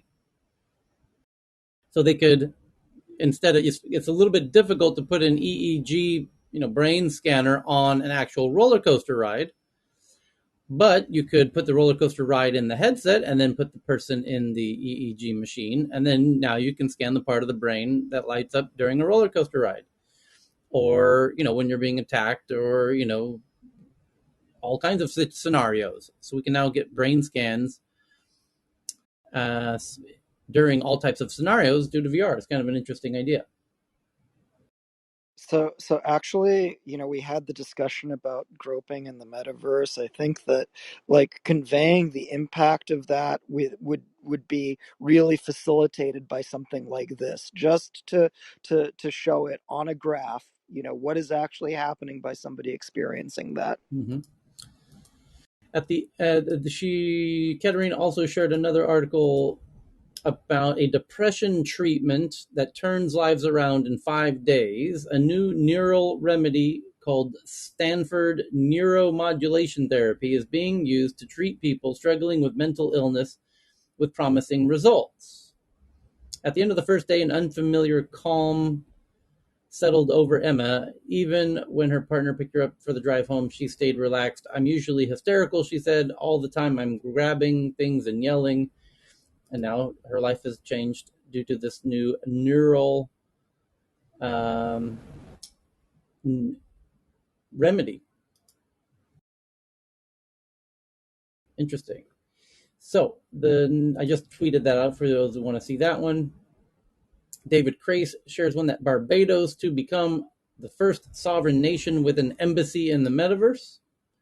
The Caribbean nation is working with multiple metaverse companies to establish digital sovereign land. And Poppy shares one from CNN that a climate crisis from the Arctic to Atlantic, from the Arctic to Antarctica, and NASA's acting senior advisor on climate discusses the Arctic reaching 100 degrees Fahrenheit this past week, and a so-called doomsday glacier incident. Tyler, excuse me, can I ask a question? Sure. Does that mean we're going to have future attorneys dealing with metaverse land with that starting? Because when one company or one nation starts doing that, others that'll follow suit. And that's interesting that about that article gaining property in the metaverse. So it's going to be interesting what other countries start doing that. Yeah. I want a passport in the metaverse. Exactly. So, so I got a question. Hey, Tyler. I don't know if you got this much data in there, but where are the servers? Like, does Barbados have their own servers as well? Is it because that would be interesting, right? If they're going to be truly sovereign, are they going to have the whole stack all the way up and down, including the hardware? I don't know. The next one from Poppy from The Guardian says rain to replace snow in the Arctic as climate heats. Study finds climate models show switch will happen decades faster than previously thought, with profound implications of rain in the Arctic. And Evan found what I think is the most interesting one today about LG is jumping into the smart indoor gardening system. Offers growers year-round vegetables. So now you have less of an excuse for not taking control of your own food supply. Quote unquote vegetables. Yes. Hey, mushrooms are vegetables. What's the problem? And The LG means life's good. and the Tyler, I want to show. I want to show on that. I want you to run the show on that. Okay. Growing your own foods. Okay. All right. The then last but not least, multiple people sent this one in from Popular Mechanics. NASA is soliciting plans for an impossibly small lunar nuclear reactor. The agency wants a nuclear reactor that could power future missions to the moon. There we go. Great spin-off opportunity. If you can make tiny reactors, you can build them on Earth too. Yep. Good opportunity, I think. We did it, everybody. There, It's so there are funny. so many advantages to doing that, and it can be done safely. All right. Let's hope so. So I got to thank you, everybody, once again. And we take tomorrow off, but Donish is doing, as usual, the MedTech newsroom about 22 hours from now, or 21 or 20, something like that. That's correct. Yep. So Yeah. we'll see you there. That's right. We'll see you then. Have a great week, We'll everybody. see you there. All righty. Thank See you you. guys. Cheers, everybody. Thank you, Tyler. Thank you. Thank you, Cheryl. Thank you. Ready to Take care, go, Tyler. Good please. Cheers. Saturday. Run away. Thank you. Bye, bye, everybody.